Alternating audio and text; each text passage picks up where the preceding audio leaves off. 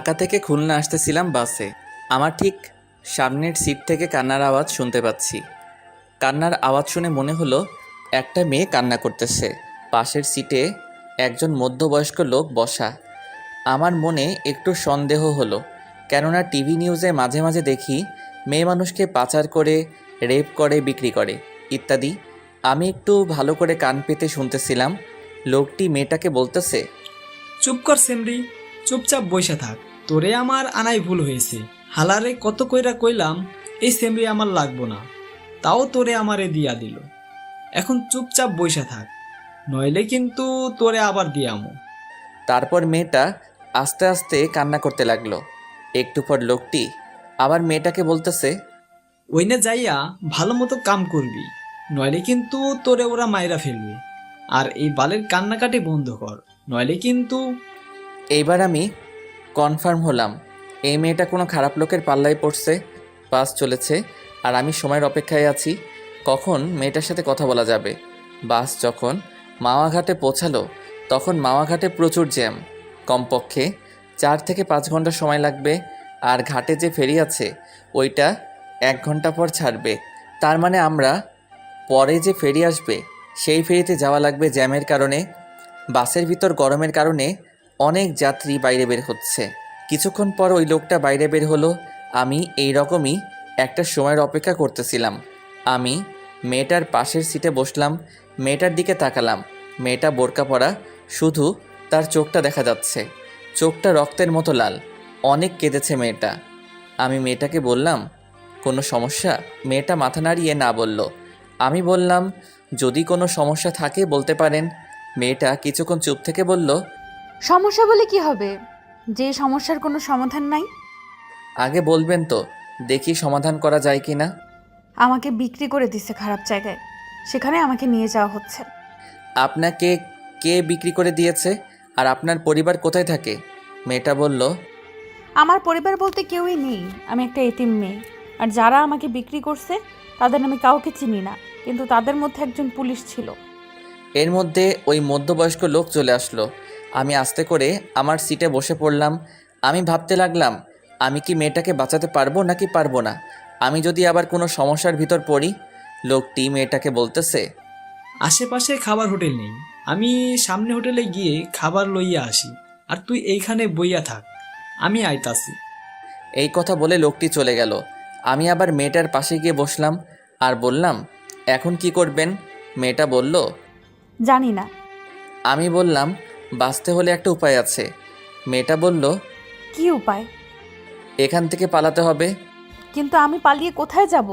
আমার তো আপন বলতে কেউ নেই এই দুনিয়াতে। সেটা এখন ভাবার বিষয় না। কিন্তু আপনি আমাকে নিয়ে কোথায় যাবেন? সেটা পরে ভাবা যাবে। কিন্তু কিন্তু কি? এই লোকটা চলে আসবে। যদি বাঁচতে চান তাহলে এখান থেকে এখনই পালাতে হবে। মেয়েটাকে দেখে মনে হচ্ছে ভয় পাচ্ছে। দেখেন, আপনি আমাকে বিশ্বাস করতে পারেন, আমি আপনার কোনো ক্ষতি করব না। মেয়েটা আমার চোখের দিকে কিছুক্ষণ তাকিয়ে থেকে বলল, চলুন। আমি মেয়েটাকে নিয়ে সোজা বাস থেকে নেমে ফেরিঘাটের দিকে হাঁটা শুরু করলাম। ফেরিঘাটে যেয়ে দেখি ফেরি চলে গেছে। এখন কি করব কিছু বুঝতেছি না। এখন স্টিমার বোটে যাওয়া ছাড়া কোনো উপায় নাই। মেয়েটা বলল, কোথায় যাব আমরা? ভয়ে ভয়ে বলল কথাটা। আমি বললাম, আমার দাদা বাড়ি। তারপর স্টিমার বোটে উঠলাম। অনেক গতিতে চলছে। কিছুক্ষণ পর মেয়েটা অন্যদিকে ফিরে মুখের উপর থাকা মুখোশটা মাথার উপরে উঠিয়ে হাতটা মেলে আকাশের দিকে তাকিয়ে রইল। তারপর মেয়েটা মুখোশটা ঠিক করে আমার পাশে এসে বলে, জানেন, আমি এই প্রথম নদী দেখলাম। মানে আপনি আগে পরে কখনো নদী দেখেন নাই? না, আমি সব সময় এতিমখানার ভেতরেই থাকতাম। আপনার আপন বলতে কেউ কি নেই? জানি না আছে কিনা। বলেই মেয়েটা কান্না করতে লাগলো। কান্না বন্ধ করুন, মানুষজন খারাপ ভাববে। বোট থেকে নামার পর আমার চাচাতো ভাইকে ফোন দিলাম। হ্যালো শাকিল। কেমন আছো ভাইয়া? ভালো, আমি আসতেছি বাড়ি। সত্যি? হুম। এই কে কে আসবে? একটা মেয়ে আছে, আমার সাথেও আসবে। কে ভাইয়া মেয়েটা? আমি আসি তারপর বলবানি। থাক, আর বলা লাগবে না, আমি বুঝছি। কি বোঝো? বলার আগে ফোনটা কেটে দিল। তারপর মেয়েটাকে বললাম, কিছু খাবেন? মেয়েটা মাথা নাড়িয়ে না বলল। তারপর আমি জোর করে হোটেলে নিয়ে গেলাম। মহিলা ওয়াশরুম দেখিয়ে দিয়ে বললাম হাত মুখ ধুয়ে টেবিলে আসুন। আমিও হাত মুখ ধুয়ে খাবার টেবিলে আসলাম। ওয়েটার টেবিলে খাবার দিতেছে। এর ভিতর মেয়েটা আমাকে বলল, আমি কি এখানে বসে খাবো? তো কোথায় বসে খাবেন? না, আমি এখানে বসে খাবো না। কেন? এখানে অনেক লোকজন আর পুরুষ আছে, তাই। আমি আর কোনো কথা বললাম না। ওয়েটারকে বললাম, ভাই এখানে কোনো আলাদা খাবার জায়গা আছে? আছে। আপনি ওনাকে ওইখানে নিয়ে যান আর ওনার খাবারটা ওখানে দিয়ে আসেন। ওকে। তারপর মেয়েটাকে বললাম, আপনি এইখানে যেয়ে খেয়ে আসুন। মেয়েটা কিছুক্ষণ তাকিয়ে থেকে চলে গেল। খাওয়া দাওয়া শেষে বাসে উঠলাম দাদাবাড়ি যাওয়ার জন্য। রাত 8টার সময় দাদাবাড়ি পৌঁছালাম। বাড়ির ভিতর ঢুকে আমি একটু অবাক হলাম। আমার দাদা দাদি, 4 চাচা চাচি, 2 ফুপু ভাই বোনে পুরা ঘর ভরা। শাকিল আমার পাশে এসে বলল, চলো ভাইয়া। বলে একটা রুমে নিয়ে যেতেছিল। আমি মেয়েটাকে দেখিয়ে শাকিলকে বললাম, ওই শাকিল। আর ও আপুকে ডাক দিয়ে বলল, আপু, তুই ভাইয়াকে নিয়ে যা। ভাবি মানে? শাকিল মুচকি মুচকি হাসতেছে। আমি মেয়েটাকে বললাম, এনাদের সামনে একটু কান্না করবেন না। মেয়েটা মাথা নাড়িয়ে ঠিক আছে জানালো। আপু আমার সামনে এসে বলতেছে, অনেক বড় হয়ে গেছিস। মানে? মেয়েটাকে দেখিয়ে এই যে বলে আপু মেয়েটাকে নিয়ে অন্য রুমে চলে গেল। আমি রুমে এসে ফ্রেশ হয়ে বের হওয়ায় শাকিল আমার হাতে একটা পাঞ্জাবি দিয়ে বলল, পরো এটা। আমি বললাম না আমার জামা কাপড় ব্যাগে আছে। তারপরেও পরো, দাদা পড়তে বলেছে। আমি পরে বের হলাম। তারপর দাদার পাশে বসলাম। দাদাকে বললাম, কেমন আছো? তারপর দাদা আমাকে জড়িয়ে ধরে কান্না করতে লাগলো আর বলল, তোর মা বাপ এখন আমার উপর অভিমান করে আছে। আমি ফোন করেছিলাম তোর আব্বু আম্মুকে, তারা সকালে আসতেছে। আমি অবাক হয়ে গেলাম। এই 21 বছর পর দাদা আমার আব্বু আম্মুর সাথে কথা বলল। আমার মা বাবা প্রেম করে বিয়ে করছিল বলে মেনে নেয়নি। আমার দাদা তার ভাইয়ের মেয়ের সাথে আব্বুর বিয়ে ঠিক করছিল, কিন্তু আমার আব্বু বিয়ের 3 দিন আগে পালিয়ে বিয়ে করে। তারপর দাদার কাছে আসছিল, দাদা মেনে নেয়নি। আরও অনেক কথা অন্য একদিন বলবো। তারপরে সবার সাথে কথা বললাম। মেজো চাচিকে জিজ্ঞাসা করলাম, চাচা কই? অফিসে। আমার মেজো চাচা কাজী। এত রাতে অফিসে? এখনই চলে আসবে। তারপর দাদি আমাকে বলল, মেয়েটার নাম কি? আপু চিল্লাইয়া বলল। রোজা। সবাই মেয়েটার প্রশংসা করতে লাগলো। আমি একটু রুমের বাইরে এসে রিয়াকে ফোন দিলাম। কোথায় তুমি? দাদা বাড়ি। তোমার না খুলনা আসার কথা ছিল? একটু সমস্যা হয়েছে, তাই দাদা বাড়ি আসলাম। কি সমস্যা হইছে? তুমি ঠিক আছো তো? তেমন কিছু হয় নাই। তোমার পরীক্ষা কেমন হলো? ভালো। শোয়ান শোয়ান, দাদা ডাকতাছে। আমি রিয়াকে বললাম, পরে ফোন দিব, দাদা ডাকতেছে। কাল আমার পরীক্ষা নাই, আজ সারা রাত কথা বলবো। আচ্ছা, আমি পরে ফোন দিচ্ছি। Okay, I love you. I love you too. Bye. Phone কেটে ফোনটা সাইলেন্ট করে রাখলাম। রুমের ভিতর এসে দেখি মেজো চাচা এসে পড়ছে। সবাই অনেক খুশি। আমাকে দেখে সবাই হাসতেছে। আমি দাদির পাশে বসলাম। দাদি বলল, কবুল বল। মানে? আরে লজ্জা পেতে হবে না। সবাই একসাথে হু হু করে হেসে উঠল। দাদি আবার বলল, কবুল বল। এই তোমরা চুপ করো। আমার মুখটা দাদির দিকে ফিরিয়ে দাদি বলল, কবুল বল। দাদি কবুল বলল মানে? তোর বিয়ে এখন, আর তুই কবুল বলবি না? আমার বিয়ে কার সাথে? কার সাথে? আবার রোজার সাথে। আরে এই মেয়েটারে তো আমি। তোর কিছু বলা লাগবে না, রোজা আমাদের সব বলেছে। তো তোর তো কিছুই বুঝি না। এখন তুই কবুল বলে এখানে সই কর। আর তুই যদি বিয়েটা না করিস, তোর আব্বু আম্মুকে আমি কোনোদিনও মেনে নেব না। আমি কিছুক্ষণ চুপ থেকে বললাম, রোজার সাথে আমার কিছু কথা আছে। ভাইয়া, আগে বিয়েটা কর, তারপর মন ভৈরা কথা বলো। সবাই কত হাসি খুশি। আমি যদি না বলি সবাই মনে কষ্ট পাবে। সাথে মা বাবাকে দাদা মেনে নেব না। আমি আমার আব্বুকে অনেক কাঁদতে দেখেছি দাদা দাদির জন্য। এখন বাবা মাকে বলেও যদি মেনে না নেই, তাহলে বাবা মা অনেক কষ্ট পাবে। কি করব কিছুই মাথায় আসতেছে না। কি হলো, কবুল বল। আমি আর কোনো কিছু না ভেবে 3 বার কবুল বলে সই করে দিলাম। আলহামদুলিল্লাহ। তারপর চাচা দাদা দাদি যে রুমে রোজা, সেই রুমে গিয়ে রোজা সই নিল। তারপর খাওয়া দাওয়া করে শাকিল বলল, ভাইয়া এই রুমে চলো তো। আমি রুমে গেলাম। রুমের জানালা দিয়ে দেখলাম একটা লাল শাড়ি পরা একটা মেয়েকে অন্য রুমে নিয়ে যাচ্ছে। কিছুক্ষণ পর দাদা আর দাদি আসলো, এসে আমাকে একটা রুমের সামনে নিয়ে গেল। রুমের ভিতর ঢুকিয়ে দরজাটা বাইরে থেকে বন্ধ করে দিয়ে হাসতে হাসতে চলে গেল দাদা দাদি। আমি রুমটা দেখে অবাক হলাম, এত সুন্দর করে রুমটা সাজানো হয়েছে। সারা রুমে মোমবাতি, পুরা বিছানাটা ফুল দিয়ে সাজানো হয়েছে। রুমের ভিতর একটা খাট, একটা টেবিল, টেবিলের উপর এক গ্লাস দুধ, এর 2 সেট জামা কাপড় আছে, একটা আমার একটা হয়তো রোজার। আমি রুমে ঢোকার শব্দ শুনে রোজা খাট থেকে নেমে এসে আমার পা ধরে বসে রইল। আমি কি করব কিছুই বুঝতেছি না। আমি ওর 2 ডানা ধরে রোজাকে দাঁড় করালাম আমার সামনে। ইয়া বড় ঘোমটা দেওয়া। রোজা আমার হাত ধরে টেবিলের কাছে নিয়ে গেল, নিয়ে দুধের গ্লাসটা আমার হাতে দিল। আমি গ্লাসটা হাতে নিয়ে বললাম, আমার কিছু কথা আছে। রোজা বলল, শুনবো, সব কথা শুনবো। আগে দুধটা খান, অর্ধেক খান কিন্তু। আমি রোজার পাশে দাঁড়িয়ে দুধটা মুখ লাগিয়ে খাচ্ছি। অর্ধেকের বেশি খাওয়ার সাথে সাথে রোজা একটু উঁচু হয়ে হাত ধরে দুধের গ্লাসটা মুখের থেকে 2 আঙ্গুল দূরে সরিয়ে রেখে বলল, অর্ধেক খেতে বলছি না? আমার হাত এখনো ধরা। আমি ওর দিকে তাকিয়ে আছি। ঘোমটার আড়ালে শুধুমাত্র ওর ঠোঁটটা দেখা যাচ্ছে। ঠোঁটের নিচে ছোট একটা তিল, যা ওর ঠোঁটের সৌন্দর্যকে আরও বাড়িয়ে দিচ্ছে। আমি আস্তে আস্তে দুধের গ্লাসটা রোজার হাতে দিলাম। রোজা দুধটা খেয়ে আবার আমার হাত ধরে খাটের কাছে নিয়ে গেল। আমি খাটের এক পাশে বসে রোজাকে অন্য পাশে বসতে বললাম। ও এখনও ঘোমটা দেওয়া। চুপচাপ 2 জন বসে আছি। নীরবতা ভেঙে আমি বললাম, কি থেকে কি হয়ে গেল, তাই না? কিন্তু আল্লাহ যা করে ভালোর জন্যই করে। আপনাকে কিছু কথা বলার ছিল। বলেন। আমি একজনকে ভালোবাসি। 4 বছরের সম্পর্ক আমাদের। আমার বাবা মা জানে। ওর পরীক্ষা চলতেছে, পরীক্ষা শেষ হলে আমাদের বিয়েটা হওয়ার কথা ছিল, কিন্তু আপনার সাথে বিয়েটা হয়ে গেল। আপনি তো না বলতে পারতেন। কিন্তু এই কারণে আপনাকে আমার বিয়ে করা লাগছে। আমি কিছুদিন পর আপনাকে ডিভোর্স দিয়ে দিব। রোজা একটু হেসে বলল, বিয়েটা হতে পারলো না, এরই মধ্যে ডিভোর্স? আমি কিছুক্ষণ চুপ থেকে বললাম, আপনি চিন্তা করবেন না, আমি আপনার থাকা খাওয়ার একটা ব্যবস্থা করে দিব। আপনি আমাকে একবার দেখেন তো। দেখে কি হবে? থাক, দেখা লাগবে না। আপনার আর কিছু বলার থাকলে বলতে পারেন। বলার মতো কথা অনেক আছে, কিন্তু অধিকার নাই। কথা বলতে কোনো অধিকার লাগে না। একটা কথা বলবো, রাখবেন? এই কথাটাই অধিকার আছে। রাখবেন কিনা বলেন? বলেন। আপনি আমাকে নাম ধরে ডাকবেন আর তুমি করে বলবেন। শুধু এইটুকু? হুম। আচ্ছা, এবার আপনি ঘুমান। আবার আপনি?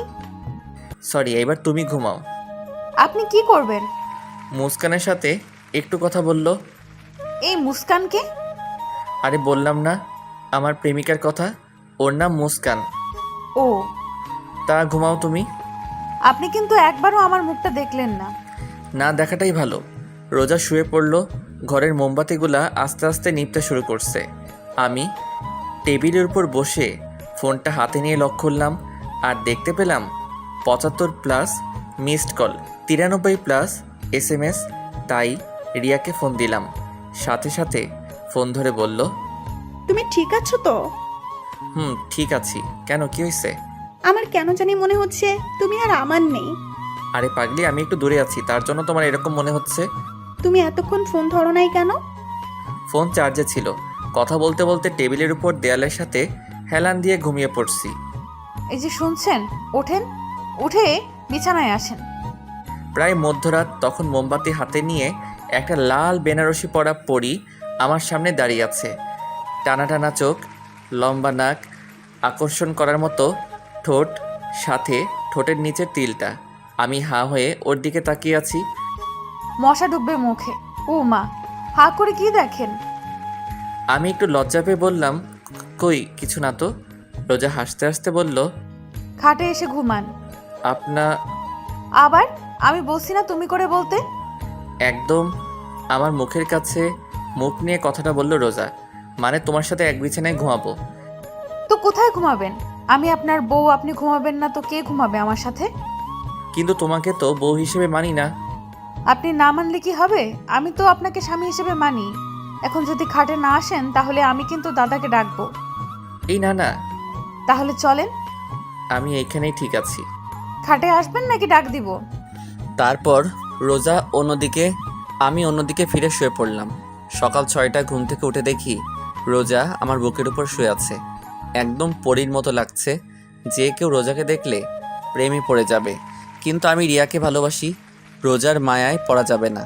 আমি রোজার মাথাটা বুকের উপর থেকে সরিয়ে বালিশের উপর রেখে আমি আবার শুয়ে পড়লাম। এইবার ঘুম থেকে উঠে আমি চমকে গেলাম, কারণ আমার সামনে আমার মা বাবা আর আমার ছোট ভাই। পাশে তাকিয়ে দেখি রোজা নাই। ঘুম ঘুম চোখে মাকে বললাম, তোমরা কখন আসলা? তুই এইটা কিভাবে পারলি? আমি গালে হাত দিয়ে দাঁড়িয়ে আছি। তোর সাথে রিয়ার বিয়ে ঠিক করা, ওর পরীক্ষার 3 দিন পর তোদের বিয়ে, সবাইকে দাওয়াত দেওয়া হয়ে গেছে, আর এখন তুই? রিয়ার কি হবে? ও যদি জানতে পারে ও তো পাগল হয়ে যাবে। তোরা না দুইজন দুইজনকে ভালোবাসিস? মা, চুপ, কোনো কথা বলবি না। বের হ রুম থেকে, গোসল করে নাস্তা করতে আয়। আমি কোনো কথা না বলে রুম থেকে বের হতে লাগলাম। দরজার কাছে আসতে দেখি দরজার পাশে রোজা দাঁড়িয়ে কান্না করতেছে। গোসল করে আইছে, চুল থেকে এখনো পানি পড়তেছে। আমি হাসি মুখে বললাম, ঝড় আসছে, রেডি থাকো। আল্লাহ যা করবে ভালোর জন্যই করবে। এই চাকার জন্য? আব্বু আম্মুর জন্য। আরে বাব্বা, এখনই আব্বু আম্মু? হুম। একটু মুখে ভেঙচি দিয়ে হাতের কেনুই দিয়ে আমাকে খোঁচা দিয়ে চলে গেল। কি অদ্ভুত তাই না? গোসল করতেছি, এরই ভিতর দরজায় করা নাড়ল। আমি বললাম, কে? আমি। কে রোজা? হুম। কি বলো? আপনার ফোন বাজতেছে, কে যেন ফোন করছে। আমি দরজাটা একটু খুলে ফোনটা নিলাম, সাথে সাথে আবার রিয়ার ফোন। হ্যালো। আমার না কোনো কিছু ভালো লাগতেছে না। কেন, কি হয়েছে? জানি না, কিন্তু কিরকম জানি লাগতেছে। আরে পাগলি, তোমার পরীক্ষা চলতেছে তো তাই এরকম লাগতেছে, সব ঠিক হয়ে যাবে। হুম। আচ্ছা রাখি তাহলে, গোসল করব। এই তুমি এত সকালে গোসল করবা কেন? তুমি তো দুপুরে গোসল করো, তাই না? আরে থাক, বলা লাগবে না। বলবা তো দাদা বাড়ি আসছি তাই? একদম ঠিক। তা এখন রাখি, পরে কথা বলবো। হুম। সোহান, সোহান, সোহান, বলো। একটা কথা জিজ্ঞাসা করব? করো। সব ঠিক আছে তো সোহান? এই কথাটা শুনে আমার বুকের ভিতর একটু ব্যথা করে উঠল। আমি নর্মালভাবেই বললাম, সব ঠিকই তো আছে রিয়া, তুমি বেকার টেনশন করছো। আচ্ছা রাখি তাহলে, ফোন দিয়েও কিন্তু। Love you. Love you too. Bye. Bye. দরজায় কেউ করা নাড়ছে। কে? আমি। বলো। আম্মু ডাকতেছে আপনাকে। আসতেছি। রিয়াকে এখন কিছু বলা যাবে না, ওর পরীক্ষা চলতেছে।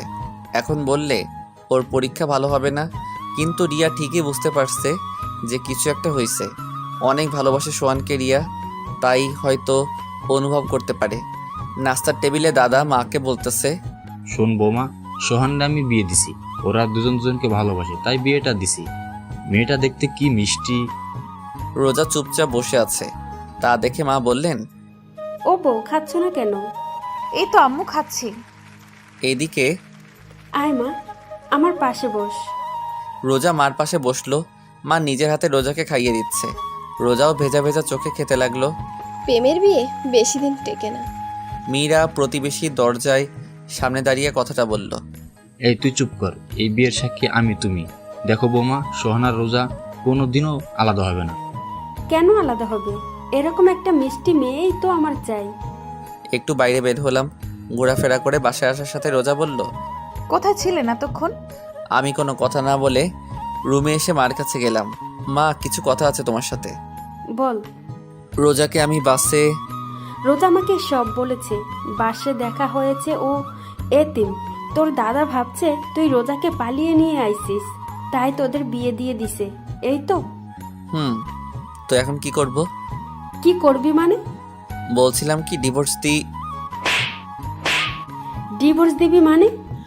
আমাদের বংশের ডিভোর্স তালাক নামে কোনো শব্দই নাই। মা, আমি রিয়াকে ভালোবাসি। আমি রিয়ার মাকে ফোন করে বলে দিছি আমার ছেলের অন্য জায়গায় বিয়ে হয়ে গেছে। মা, তুমি। মা কান্না করে দিয়ে বলল, দেখ সোহান, তোর আর রোজার বিয়েটা হয়ে গেছে, এখন তুই রিয়াকে ভুলে যা। তোর দাদার কথা শুনিস নাই? তোদের দুজনের জন্য এই বিয়েটা হচ্ছে। যা হবার তা হয়ে গেছে, এখন থেকে তুই রোজাকে ভালোবাসবি। অসম্ভব বলে চলে আসছিলাম, দরজার সামনে রোজা দাঁড়ানো। আমি পাশ কেটে বাইরে বের হয়ে রিয়াকে ফোন দিলাম। রিসিভ করে কোনো কথা বলতেছে না। রিয়া, রিয়া, কান্নার আওয়াজ শোনা যাচ্ছে।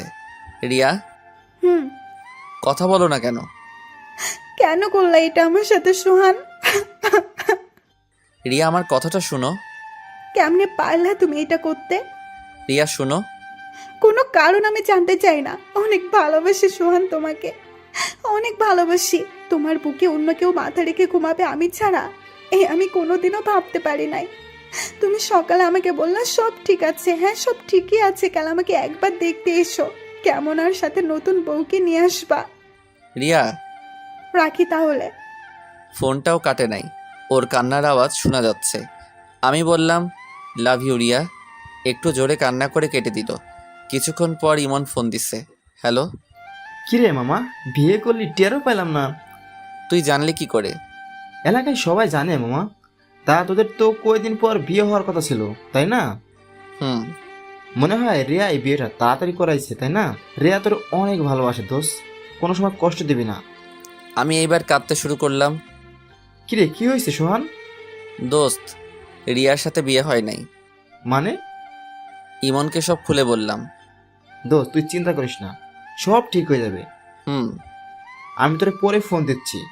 বাসায় আসলাম, খাটে বসা মাত্র রোজা রুমে এসে বলল, কিছু লাগবে? না। রোজার হাতে মার সোনার চুড়ি, যে একসময় মা রিয়াকে দেবে বলে কিনেছিল মা। রোজা আমার পাশে বসলো। আপনি কোনো চিন্তা করবেন না, আমাকে ডিভোর্স দিয়ে রিয়া আপুকে আপনি বিয়ে করেন। আমি হাসতে হাসতে বললাম, আমার অধিকার পাও নাই? তা কি হইছে? বাড়ির আর সবার কাছ থেকে তো নিজের অধিকার নিয়ে নিছ। মানে? মানে আর কি, যাও বের হও রুম থেকে। রিয়া চলে গেল।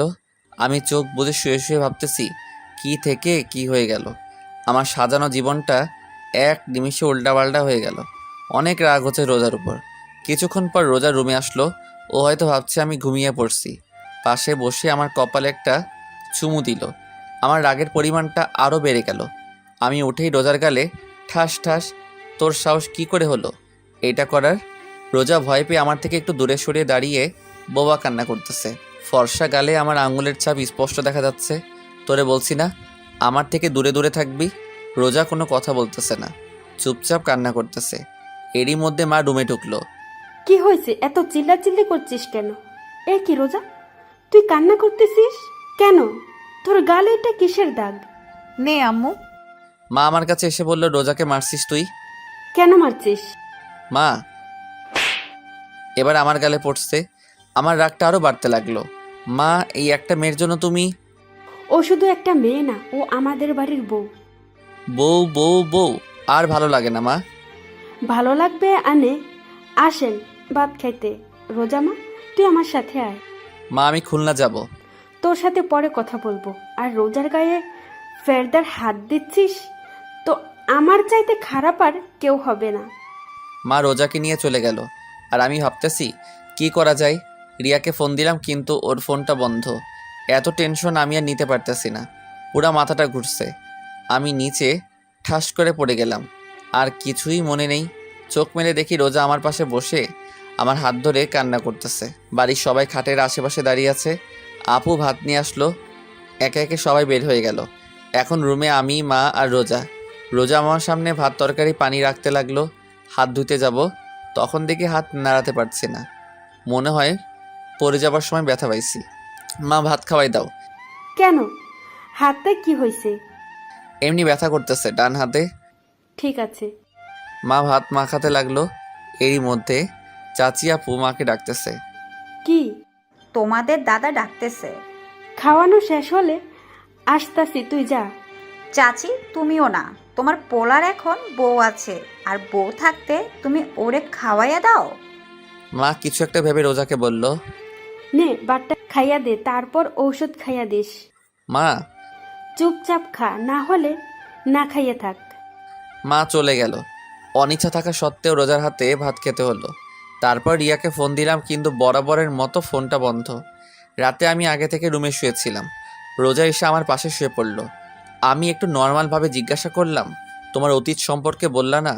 রোজা আমার দিকে ফিরল, ওর চোখের পানি গাল বেয়ে পড়তেছে। খালি কান্না করে মেয়েটা। খুব মায়া হলো ওর প্রতি। নিজের অজান্তে আমার হাত দিয়ে ওর চোখের পানি মুছে দিলাম। ও করুণ চোখে আমার দিকে চেয়ে আছে। আমি একটু হেসে বললাম, তোমার অতীতটা কি আমি জানতে চাই? কি হয় তুমি এতিমখানা থেকে ওদের কাছে গেলে? আমার যখন 2 বছর বয়স তখন আমার বাবা মারা যায়। আমার মামারা মার অন্য জায়গায় বিয়ে ঠিক করে, কিন্তু মার সাথে যার বিয়ে ঠিক হয় সে আমাকে মেনে নেবে না। তাই মা এক প্রকার বাধ্য হয়ে আমাকে এতিমখানায় রেখে আসে। এইসব কথা আমাকে এতিমখানায় যে খালা রান্না করতো সে বলছে। বুঝলাম। তা তুমি ওই লোকদের কাছে কিভাবে গেলে? এতিমখানার মালিক মারা যাওয়ার পর কিছু বড় বড় নেতার চোখ পড়ে এতিমখানায়। এখানেই নাকি মার্কেট হবে। এতিমখানায় যত লোক ছিল তাদের মধ্যে শুধু আমিই বড় ছিলাম, আর সবাই ছোট ছোট। সবাইকে আলাদা আলাদা এতিমখানায় শিফট করা হয়, কিন্তু একটা পুলিশ আমাকে ওই লোকটার কাছে বিক্রি করে দিছে। তারপর আপনার সাথে দেখা। বলে কান্না করতে লাগলো। তোমাকে বলছি না এই কান্নাকাটি একদম আমার সামনে করবা না? ও কান্না থামিয়ে বলল, আপনি রিয়া আপুকে বিয়ে করেন, কিন্তু আমারে তাড়ায় দিবেন না। আপনার ঘরের এক কোনায় একটু জায়গা দিয়েন। আপনি তো জানেন আমার থাকার কোনো জায়গা নাই। আমি কি বলবো কিছুই মাথায় আসতেছে না। আচ্ছা ঠিক আছে, তুমি ঘুমাও তাহলে। হুম। আমি বারান্দায় এসে রিয়াকে ফোন দিলাম, কিন্তু ফোন এখনও বন্ধ। আমি এসে বিছানায় শুয়ে পড়লাম। রাত 4:30-এ ফোনের আওয়াজে ঘুম ভাঙে। চোখ মেলে তাকিয়ে দেখি রোজা আমাকে জড়িয়ে ধরে শুয়ে আছে। ওর গরম নিঃশ্বাস আমার গলার ওপর পড়তেছে। রোজাকে না সরিয়ে ফোনটা রিসিভ করলাম। ইমন ফোন দিছে। হ্যালো, কিরে দোস্ত, এত রাতে কিছু হয়েছে? দোস্ত রিয়া? কি কি হয়েছে রিয়ার? রোজাকে ধাক্কা দিয়ে সরিয়ে উঠে বসলাম। রোজা করুণ চোখে আমার দিকে চেয়ে আছে। দোস্ত রিয়া সুসাইড করেছে। মানে কি? দোস্ত অবস্থা খুব খারাপ। সদর হাসপাতাল থেকে ফেরত দেশে খুলনা মেডিকেল নেওয়া হয়েছে। দোস্ত কি করব বল? তুই তাড়াতাড়ি চলে আয়, না হলে হয়তো শেষবারের মতো দেখতে পারবি না। কিছু হবে না রিয়ার, আমি এখনই আসতেছি। কি হয়েছে? আপনি এখন কোথায় যাবেন? আমার হাত ধরে কথাটা বলল রোজা। আমার প্রচুর রাগ উঠতে লাগলো। ঠাস ঠাস ঠাস কয়টা থাপ্পড় দিছে আমার মনে নাই। তোর জন্য, শুধু তোর জন্য আমার সাজানো জীবনটা এলোমেলো হয়ে গেছে। রোজা কান্না করতে আছে। এত রাতে চিল্লাপাল্লা শুনে বাড়ির সবাই কড়া নাড়ালো। দরজা খুলতেই মা ঘরে ঢুকে, সাথে দাদি ও চাচিরা। কি হয়েছে কি সুহান? এত চিল্লাপাল্লা কেন? কি রে রোজা, তুই কান্না করতেছিস কেন?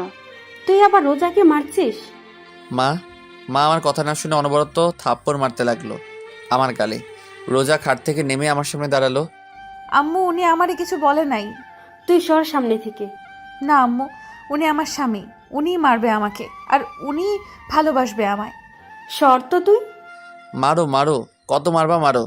এবার মা বুঝতে পারলো কিছু একটা হয়েছে। মা আমার পাশে বসে বলল, কি হয়েছে?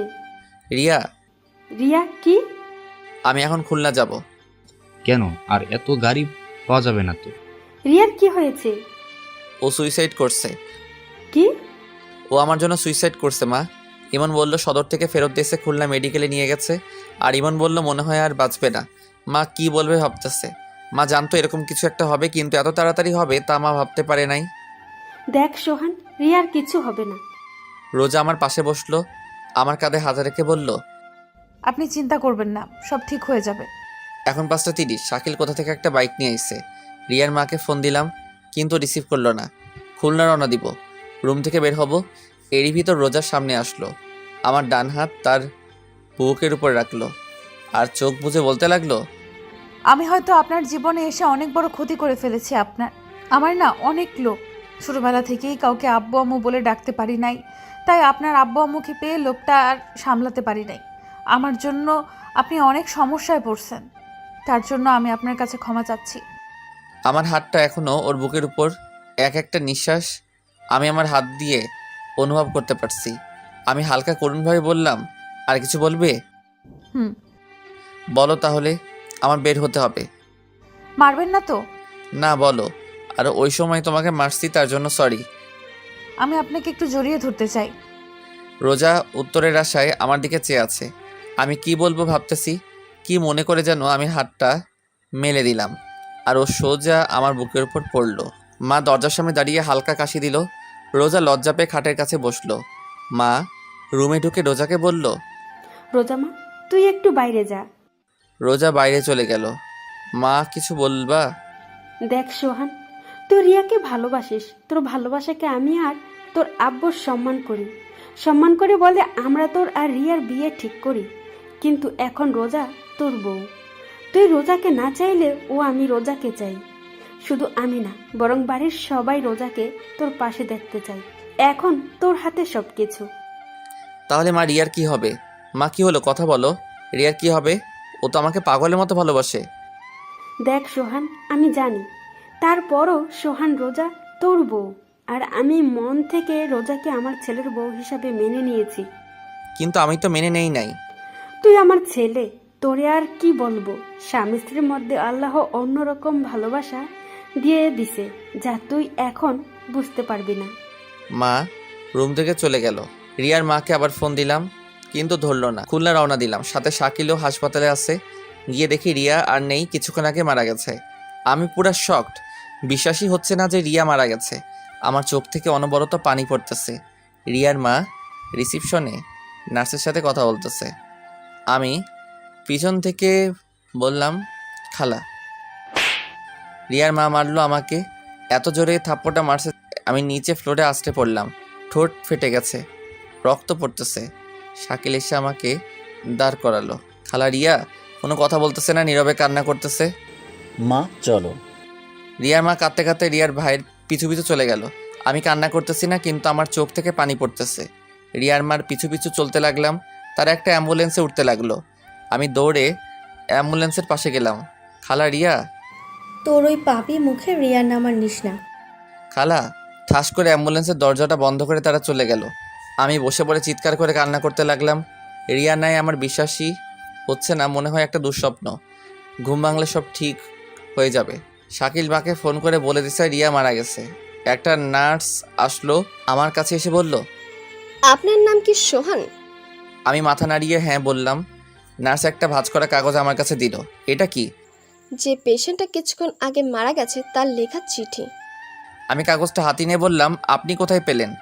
পেশেন্ট যখন মৃত্যুসজ্জায় ছিল তখন তার মার কাছে কাগজটা দিয়েছিল আর বলেছিল এটা সোহানকে দিতে, কিন্তু পেশেন্ট মারা যাওয়ার পর পেশেন্টের মা কাগজটা ডাস্টবিনে ফেলে দেয়। আমি ডাস্টবিন থেকে উঠিয়ে আমার কাছে রেখে দিই, আর আপনাকে দেখে মনে হলো আপনিই সোহান, তাই দিলাম। আমি কান্না করতে করতে বললাম, ধন্যবাদ আপনাকে। আর একটা কথা, মেয়েটা মারা যাওয়ার সময় অনেক মিনতি করেছে তার মায়ের কাছে, বাবার কাছে আপনাকে দেখার জন্য। আমি আর কি বলবো, আমার মনে হয় না যে রিয়া মারা গেছে। হাসপাতালের বাইরে বসে আছি, পাশে শাকিল, ইমনের অপেক্ষায় আছি। ইমন আসলো, ওকে জড়িয়ে ধরে কান্না করতে লাগলাম। ইমনও কান্না করতেছে। রিয়ার বাসায় গেলাম, কিন্তু রিয়ার আব্বু ঢুকতে দেয় নাই আমাকে। আমি, শাকিল আর ইমন রিয়ার ঘরের বাইরে দাঁড়িয়ে আছি। আমি ননস্টপ কান্না করতেছি, কি থেকে কি হয়ে গেল, তাই না? আস্তে আস্তে রিয়ার বাড়ির ভিতর লোকজন বাড়তে লাগলো। প্রায় লোকজন আমাকে ঘৃণার চোখে দেখতেছিল। নানান মানুষ নানান কথা বলতেছিল আমাকে। মসজিদ থেকে লাশের খাট আনা হয়েছে, কিছুক্ষণের মধ্যে রিয়াকে শেষ গোসল করাতে নিয়ে যাবে। আমার কিছু বন্ধু আমাকে বাজে ভাষায় গালাগালি দিতে লাগলো। ওরা কেউ বিশ্বাস করতে পারছিল না যে রিয়া সুইসাইড করছে, তাও আমার জন্য, যেখানে কিছুদিন পর আমাদের বিয়ে হওয়ার কথা ছিল।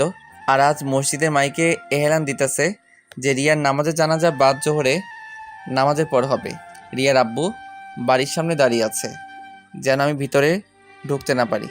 পুলিশ আসছিল লাশ নিয়ে যেতে, ময়না তদন্ত করার জন্য, কিন্তু রিয়ার আব্বু তার মেয়ের শরীর কাটাছেঁড়া করতে দেবে না বলে পুলিশকে অনেক টাকা খাওয়াইছে। রিয়ার আম্মু বাইরে আসছে। আমি দৌড়ে তার কাছে গেলাম আর বললাম, খালা, রিয়াকে শেষবারের মতো একবার দেখতে দিন। রিয়ার আম্মু কান্না করতে করতে বলল, তুই আমার মেয়েকে দেখতে পারবি না। আমার মেয়ে তোরে শেষবার দেখার জন্য তরপাইছে, আকুতি মিনতি করছে, কিন্তু তোরে দেখতে পাই নাই, তাই তরেও দেখতে দিব না। তুইও তরপাবি, আজীবন আফসোস করবি যে শেষবার তুই আর রিয়ার মুখটাও দেখতে পাসনি। আমি রিয়ার মার পা ধরে কান্না করতে লাগলাম। রিয়ার বড় ভাই এসে রিয়ার মার কাছ থেকে নিয়ে আমাকে বাইরে বের করে দিল। ওদের বাসার মধ্যে কান্নার রোল পড়ে গেছে। ঘর থেকে রিয়ার লাশ বাইরে বের করা হচ্ছে, শেষ গোসল করাতে নিয়ে যাচ্ছে। আর দেখতে পাবো না রিয়াকে, ভালোবাসি বলবে না আমায়। পরীক্ষা দিয়ে আইসে রিয়ার কিছু বান্ধবী, ওরাও আমাকে অনেক আজে বাজে কথা শুনাইয়া গেল।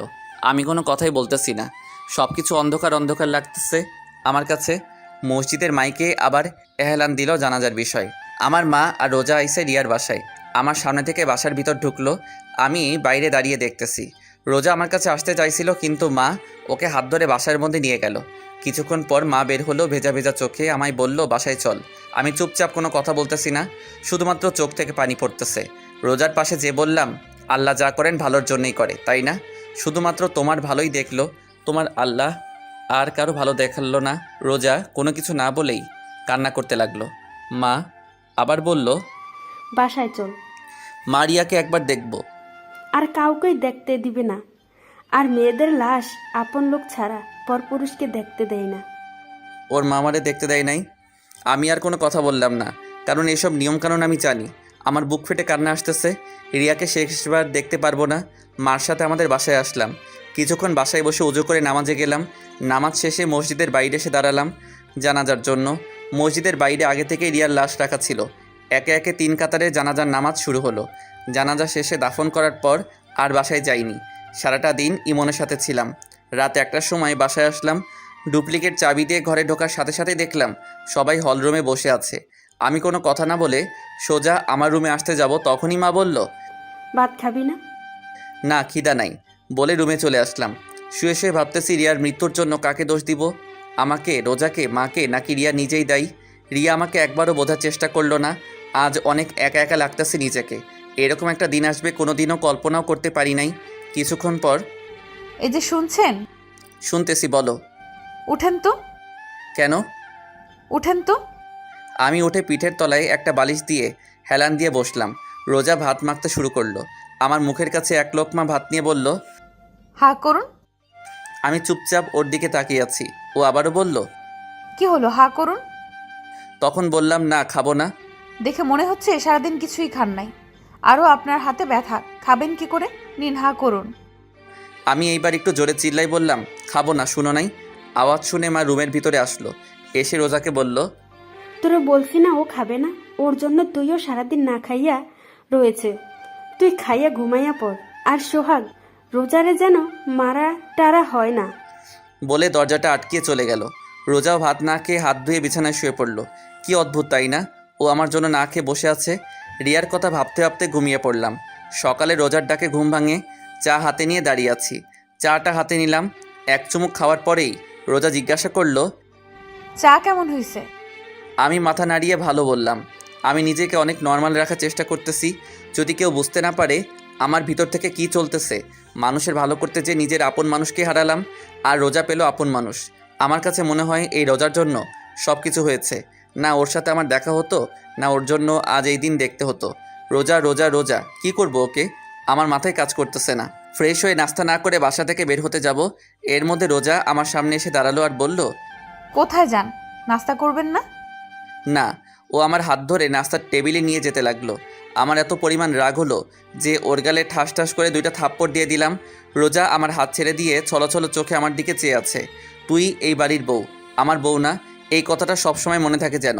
চলে আসার সময় মা রুমের দিকে তাকিয়ে দেখি মা আরও আমার দিকে চেয়ে রইছে। বাইরে বের হয়ে দেখি রিয়ার ছোট ভাই বাসার গেটের সামনে দাঁড়িয়ে আছে, হাতে একটা ব্যাগ নিয়ে। ওর পাশে যে দাঁড়ালাম, ও নিচের দিকে চেয়ে আছে। কিছু বলবি আরিয়ান? ও তখন কাঁদতে কাঁদতে আমাকে জড়িয়ে ধরলো। কিছুক্ষণ পর ছেড়ে দিয়ে ব্যাগটা আমার হাতে দিল। আমি হাতে নিয়ে বললাম, কি এতে?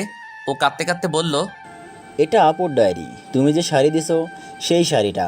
আমি জানি তুমি আপুকে অনেক ভালোবাসো, কিন্তু কি থেকে কি হয়ে গেল। আমি জানি তুমি অন্যায় কিছু করনি, কারণ তুমি আপুকে অনেক ভালোবাসতা।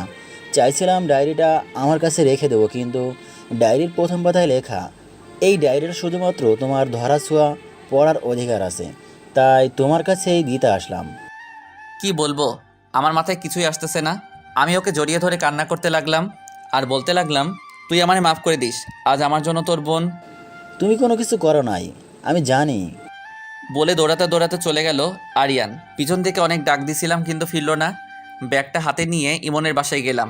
যে দেখি ও এখন ঘুমে। ডাক দেওয়ার সাথে সাথে উঠে বসলো আর হাসি মুখে বলল, কিরে মামা, এত সকাল সকাল? এমনি আসলাম। সারাটা দিন ওর সাথে ঘুরলাম, কারণ নিজেকে ব্যস্ত রাখার চেষ্টা করতেছি। রিয়ার কথা যেন মনে না পড়ে, মনে পড়লে কান্না আসে। কেন ও আমাকে রেখে চলে গেল? ও কি আমাকে একটু বিশ্বাস করতো না? রিয়ার কথা যেন মনে না পড়ে, তাই নিজেকে ব্যস্ত রাখতেছি। রাত 11টার দিকে বাসায় আসলাম। দরজায় টোকা দেওয়ার সাথেই দরজা খুলে দিল। রোজা হয়তো আমার অপেক্ষায় ছিল। ভিতরে ঢুকে রুমের দিকে যাচ্ছিলাম, এর মধ্যে রোজা বলল, হাত মুখ ধুয়ে আসুন, আমি টেবিলে ভাত দিচ্ছি। আমি বাইরে থেকে খেয়ে আসছি, এখন আর খাবো না। রোজার দিকে তাকিয়ে দেখি ও করুণ চোখে আমার দিকে চেয়ে আছে।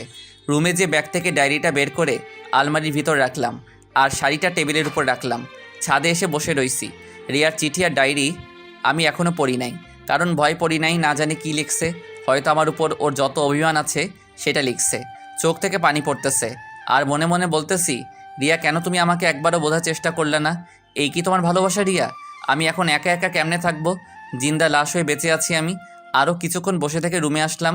রুমে ঢোকার সাথে সাথে আমার মেজাজটা চরমে উঠে গেল, কারণ রিয়া শাড়ি রোজা পরছে, হাসি মুখে রোজা আমার দিকে চেয়ে আছে। আমি ওর সামনে যেয়ে বললাম, এই শাড়ি তোমাকে কে পরতে বলছে? রোজা আমার কথার উত্তর না দিয়ে বলল, কেমন লাগছে আমাকে? এইবার আর নিজের রাগটা আর কন্ট্রোল করতে পারলাম না। ঠাস ঠাস থাপ্পড় দিয়ে বললাম, তুই এই শাড়ি পরছিস কেন? ও কাঁদতে কাঁদতে বলল, আমি মনে করছি এটা আমার জন্য আনছেন। তোর জন্য আনবো? কে তুই? কি হইস তুই আমার, যে তোর জন্য আমি শাড়ি কিনে আনবো? রোজা চুপচাপ দাঁড়িয়ে কান্না করতেছে। আমি আবারও বললাম, শাড়ি খোল। কী হলো, শাড়ি খোল। ও তারপরেও চুপচাপ দাঁড়িয়ে আছে আর কান্না করতেছে। আমি এক প্রকার জোর করে ওর শরীর থেকে শাড়ি খুলে নিলাম। রোজা এখনও দাঁড়িয়ে কান্না করতেছে। অন্য একটা শাড়ি বের করে ওর দিকে ছুঁড়ে মেরে রিয়ার শাড়িটা টেবিলের উপর রেখে আমি ঘুমিয়ে পড়লাম। সকালে দরজায় কড়া শুনে ঘুম থেকে উঠে দেখি রোজা আমার পায়ের উপর ওর মাথা দিয়ে ঘুমিয়ে আছে। ঘড়িতে তাকিয়ে দেখি 11টা বাজে। তাড়াতাড়ি দরজা খুললাম। দরজা খুলে দেখি মা দাঁড়িয়ে আছে। মা আমাকে ধাক্কা দিয়ে রুমে ঢুকতে বলল, রোজা কই? মা বিছানার দিকে তাকিয়ে দেখি রোজা শুয়ে রয়েছে। মা রোজার পাশে বসে রোজাকে ডাক দিল। রোজার কোনো সারা শব্দ নাই। এক অজানা আশঙ্কা ভর করলো মনের ভিতর, রোজার কোনো কিছু হয়ে গেল না তো? মা তারপর তাড়াতাড়ি ডাক্তারকে ফোন দিল, কারণ রোজা অজ্ঞান হয়ে পড়ে আছে। মা আমার পাশে এসে বলল, রোজাকে মারছিস? আমি কোনো কথা বলতেছি না, চুপচাপ বসে আছি। মা যা বোঝার বুঝে নিয়েছে। মা এবার বলতে শুরু করলো, আর কত কষ্ট দিবি মেয়েটাকে? 2 দিন না খেয়ে আছে তোর জন্য। যদি কষ্টই দিবি তাহলে কেন ওকে বাঁচাইলি? সোহান যে চলে গেছে তার জন্য নিজে তো কষ্ট পাইতাছিস আর অন্যকেও কষ্ট দিতাছিস। আর কত সোহান, তুই যদি ওকে মেনে না নিস তাহলে এখনই ওকে গলা টিপে মেরে ফেল। মা রোজার কাছে চলে গেছেন মানে আমার রুমে, আর আমি হল রুমে বসে আছি, কি করব ভাবতেছি। দরজায় কেউ করে নাড়লো, খুলে দেখি ডাক্তার। রোজাকে দেখে বলল, না খাওয়ার কারণে শরীর দুর্বল হয়ে গেছে, তাই অজ্ঞান হয়ে গেছে, কিছুক্ষণের মধ্যে জ্ঞান ফিরে আসবে। বলে ডাক্তার চলে গেল। মা রোজার পাশে বসে রোজার মাথায় তেল পানি দিতে লাগলো। আমি পাশে বসে দেখতেছি কি মায়াবী চেহারা, যে কেউ রোজাকে ভালোবাসতে চাইবে। আমি ভালোবাসতাম, কিন্তু আমার সবটা জুড়ে আছে শুধু রিয়া। রোজার জ্ঞান ফিরল, চেয়ে দেখে মা আর আমি পাশে বসে আছি। রোজার জ্ঞান ফিরছে দেখে মা খাবার আনতে গেল। আমি রোজার দিকে চেয়ে আছি আর রোজা আমার দিকে। মা খাবার নিয়ে রুমের ভিতরে ঢুকলো। রোজার পাশে বসে ভাত মাখতে শুরু করলো। এরই মধ্যে রোজা বলল, আম্মু আমি ভাত খাবো না। কেন খাবি না? তোমার ছেলেও তো না খেয়ে আছে। কে বলছে যে আমি না খেয়ে আছি? কে বলবে? আমি বলছি আমার উপর রাগ করে তো আপনি বাসায় খান না। থাক, ওর সাথে কথা বলা লাগবে না, তুই হা কর মা। মা রোজাকে কথাটা বলল। না আম্মু, আমি খাবো না। তুই না খেলে তো তোর শরীর আরো খারাপ হয়ে যাবে মা। ওনাকে বলেন উনি টাইম টু টাইম বাসায় খাবে আর আমাকে এখন খাওয়ায় দেবে, তাহলে আমি খাবো। মা আমার দিকে চেয়ে আছে। আমি মাকে ইশারায় বলল, বাটটা খাইয়া দে। মা আমি পারবো না। চুপচাপ খাইয়া দে, আমি বাইরে থেকে ঔষধ নিয়ে আসতাছি। বলে মা ভাতের প্লেটটা আমার হাতে দিয়ে চলে গেল। আমি বার কি করব? অনিচ্ছা থাকা সত্ত্বেও চুপচাপ খাইয়া দিতে লাগলাম। খাওয়া শেষে মা রুমে আসলো। আমি উঠে বাথরুমে চলে গেলাম। বাথরুমে ঢুকে কান পেতে শুনতে লাগলাম বাইরে মা আর রোজা কি কথা বলে। তুই ওর জন্য কেন শুধু শুধু নিজেকে কষ্ট দিস? আম্মু আমার জন্য আজ উনি ওনার ভালোবাসার মানুষের চিরতরে হারায় ফেলছে। কেন শুধু শুধু নিজেকে দোষ দিচ্ছিস? রিয়ার মৃত্যুর জন্য তোর আর সোহানের কোনো হাত নাই, এটা নিয়তি, এটাকে মেনে নিতে হবে। আম্মু ওনার মনে অনেক কষ্ট, কিন্তু উনি প্রকাশ করে না। তা আমি জানি, তার জন্য তুই নিজেকে কষ্ট দিবি না আম্মু, আমি শুধু ওনার কষ্টের ভাগটা নিতে চাই। আস্তে আস্তে সব ঠিক হয়ে যাবে, ধৈর্য ধর। বলে মা চলে গেল। আমি বাথরুম থেকে বের হয়ে রোজার পাশে যেয়ে বসলাম। রোজা বলল, কিছু বলবেন? তোমার যদি কিছু হয়ে যেত? কি আর হতো, মরে যেতাম। চুপ। আমি জানি আপনার সবটা জুড়ে শুধু রিয়া আপু আছে, আমি না, রিয়া আপুর জায়গাটা নিতে চাই না। শুধু আপনার পায়ের নিচে একটু জায়গা দিয়ে, কারণ এইখানে আমার বেহেশত, আমার জান্নাত। আমি কোনো কথা না বলে বাসার বাইরে চলে আসলাম। রাস্তায় হাঁটতেছি আর ভাবতেছি কি করব। দুপুরবেলা মা ফোন দিয়ে বলল তাড়াতাড়ি বাসায় আসতে। বাসায় যেয়ে সবাই একসাথে খাওয়া দাওয়া করলাম। রোজার দিকে চেয়ে দেখলাম ওর মুখে প্রাপ্তির হাসি। কিছুক্ষণ বাসায় বসে আবার বাইরে বের হলাম। গন্তব্য ইমনের বাসা। ইমনের বাসায় যেয়ে দেখলাম ইমন নেশা করতেছে, মানে আমিও আগে করতাম একটু একটু, কিন্তু রিয়া আমার জীবনে আসার পর আর কোনোদিন ছুঁয়ে দেখিনি। আজ ইমনকে খেতে দেখে আমারও খেতে ইচ্ছে করলো। ইমনের পাশে বসলাম। কিরে মামা, খাবি? দে খাই, অনেক দিন তো খাই না। ইমনের সাথে মদ খেতে শুরু করলাম, সাথে গাঁজাও। অনেক দিন পর খাচ্ছি, তাই নেশা পুরা চরমে উঠে গেছে। রাতে 11টায় মা ফোন দিল। মা বলো। কই তুই? এই তো মা, ইমনের বাসায়। তাড়াতাড়ি বাসায় আয়। আসতেছি বলে ফোন কেটে দিলাম। ইমনকে বললাম একটা গাজার বিড়ি দে আমাকে। বিড়িটা নিয়ে বাসায় আসলাম। রোজা আর আমি একসাথে খাবার খেলাম। রোজাকে বললাম তুমি ঘুমাও, আমি কিছুক্ষণ পর আসতেছি বলে ছাদে চলে আসলাম। বিড়িটা জ্বালিয়ে খেলাম, খুব ভালো লাগতেছে এখন। রুমে আসলাম। রুমে এসে দেখি রোজা শুয়ে আছে। ওকে দেখে আমি পুরা হ্যাং। ওর কোমরটা দেখে আমি এইভাবে কোনোদিন কোনো মেয়েকে দেখিনি। আমি আস্তে আস্তে ওর পাশে গেলাম। ও সাথে সাথে চোখ খুলে আমার দিকে চেয়ে রইছে। আমি ওর গলায় কিস করতে যাব, এরই মধ্যে রোজা বলল আপনার মুখ থেকে আজ বাজে গন্ধ আসতেছে। কে শোনে কার কথা? আমি ওর গলায় ঘাড়ে কিস করতেছি আর ও নিজেকে ছাড়ানোর চেষ্টা করতেছে। রোজা আমার গালে থাপ্পড় দিয়ে নিজেকে ছাড়িয়ে নিয়ে চিল্লাইয়া বলল কি খেয়ে আসছেন? বাজে গন্ধ আসতেছে আপনার মুখ থেকে। আমি পুরা হ্যাং। রোজা আমার গালে থাপ্পড় মারল, মাথাটা পুরা ছিনছিন করতেছে। রোজার আওয়াজ শুনে মা দরজায় কড়া নাড়তেছে আর বলতেছে কি হয়েছে রোজা? দরজা খোল। সোহান, সোহান কি হয়েছে? দরজা খোল। আমি ছলো ছলো চোখে রোজার দিকে চেয়ে আছি, আর রোজা মাথা নিচু করে বোবা কান্না করতেছে। দরজার ঠক ঠক আওয়াজ বাড়তে লাগলো। দরজার ওপাশে মা আর আব্বু জোরে জোরে বলতেছে দরজা খুলতে। নিজের প্রতি নিজের ঘৃণা হচ্ছে। দরজায় আওয়াজ আরও বাড়তে লাগলো। রোজাও দরজা খুলতেছে না, তাই আমি উঠে দরজা খুললাম। মা তাড়াতাড়ি রুমের ভিতর চলে গেল, আর আব্বু আমাকে জিজ্ঞাসা করলো। কি হয়েছে? আমি কোনো কথা না বলে ছাদে চলে আসলাম। এদিকে মা ঘরে ঢুকে রোজাকে বলল। কি হয়েছে? রোজা কোনো কথা না বলে মাকে জড়িয়ে ধরে কান্না করতে লাগলো। মা বোঝার চেষ্টা করতেছে আসলে ঘরের ভিতরে কি হয়েছে। রোজার মাথায় হাত বুলাতে বুলাতে আবার জিজ্ঞাসা করলো। কি হয়েছে? রোজা কোনো কথা না বলে আরও জোরে জোরে কান্না করতেছে। মা মনে করলো সোহান হয়তো আজ বেশি কিছু করছে, কারণ সোহান আগে পরেও রোজাকে মারছে, বেশি কথা বলছে। কিন্তু রোজা এমনভাবে কাঁদে নাই।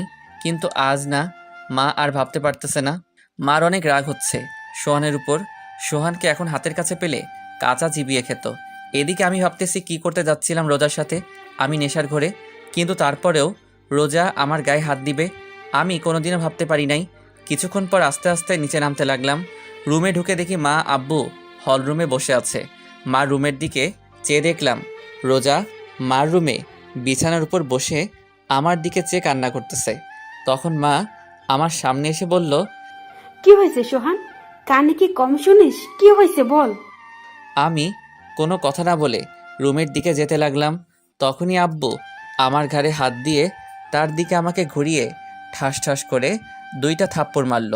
আমি এইবার অবাক হলাম, কেননা আমার আব্বু আমার গায়ে আমার জানা মতে কোনোদিন হাত দেয় নাই, কিন্তু আজ রোজার জন্য আমার গায়ে হাত দিল।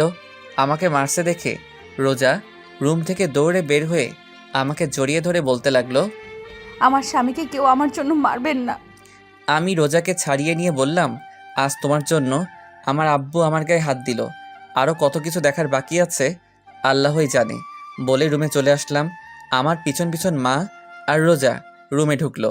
মা আমাকে বলতে লাগলো, দেখ সোহান, এভাবে চলতে থাকলে কেউ ভালো থাকবে না। না তুই, না রোজা, না আমরা, বাকিটা তোর হাতে। বলে মা রুম থেকে চলে গেল। রোজা দরজা লক করে আমার পা জড়িয়ে ধরে কান্না করতে লাগলো আর বলতে লাগলো, আমাকে আপনি মাফ করে দিন। বিশ্বাস করেন আমি আপনাকে মারতে চাইনি, আমাকে মাফ করে দিন। বলে হাউমাউ করে কান্না করতে লাগলো। আচ্ছা ঠিক আছে, তুমি ঘুমিয়ে পড়ো। ও তারপরেও আমার পা ধরে কান্না করতে লাগলো। আমি রোজাকে ডানা ধরে ওকে উঠিয়ে বললাম, যাও ঘুমিয়ে পড়ো, রাত অনেক হয়েছে। ও যে গালে আমাকে মারছে, ওই গালে আলতো করে হাত দিয়ে বলল। সত্যি মাফ করেছেন তো? আমি ওর হাতটা গাল থেকে সরিয়ে বললাম, মাফ করছি, আর তুমিও আমাকে মাফ করে দিও। আসলে আমি একটু নেশা করছিলাম তো, তাই ওই টাইমে মাথা ঠিক ছিল না। কি, আপনি নেশা করছেন কেন? ভালো লাগছে করছি, যাও ঘুমিয়ে পড়ো। কেন করছেন আগে সেটা বলেন। এক কথা কিন্তু বারবার বলতে ভালো লাগে না, যাও ঘুমিয়ে পড়ো। রোজা আর কোনো কথা না বলে মাথা নিচু করে বিছানায় যে শুয়ে পড়ল, আর আমি রিয়ার চিঠিটা বের করে পড়তে লাগলাম। প্রিয় সোহান, তুমি যখন এই চিঠিটা পড়বে তখন হয়তো আমি থাকবো না, চিরদিনের জন্য মিশে যাব মাটির সাথে। আচ্ছা, আমি মরে গেলে তুমি কি কষ্ট পাবে? কষ্ট পাবে, কারণ তুমি আমাকে ভালোবাসো। সত্যিই কি তুমি আমাকে ভালোবাসো সোহান? বড্ড জানতে ইচ্ছে করে। অনেক স্বপ্ন ছিল তোমার বউ হবার, আমার কি পোড়া কপাল, স্বপ্নই থেকে গেল। সোহান, একটা মেয়ের সবচাইতে দামি জিনিস কি জানো? মেয়ের স্বামীর ভালোবাসা। আমি চাইলেই তোমাকে আমার করে নিতে পারতাম, কি পারতাম না? কিন্তু একজনের স্বামীকে তার কাছ থেকে কেড়ে নিয়ে নিজেকে সুখী করতে পারবো না। আবার তোমাকে অন্য কারোর সাথে দেখবো, এটাও আমি মেনে নিতে পারবো না। অনেক কথা বলা ছিল তোমাকে, কিন্তু বলার না, কারণ তোমাকে আর কষ্ট দিতে চাই না। আমি কিছুক্ষণ আগে বিষ খেয়েছি, অনেক কষ্ট হচ্ছে আমার সোহান, অনেক কষ্ট হচ্ছে। তোমাকে খুব দেখতে ইচ্ছে করছে সোহান। আচ্ছা সোহান, কবুল বলার সময় তোমার কি একটি বারো আমার কথা কি মনে পড়ে নাই? আজ বড্ড জানতে ইচ্ছে করছে, আজ তোমার কাছ থেকে ভালোবাসা প্রমাণ নিতে ইচ্ছে করছে। আমাকে ক্ষমা করে দিও সোহান, তোমাকে না জানিয়ে চলে যাচ্ছে না ফেরার দেশে।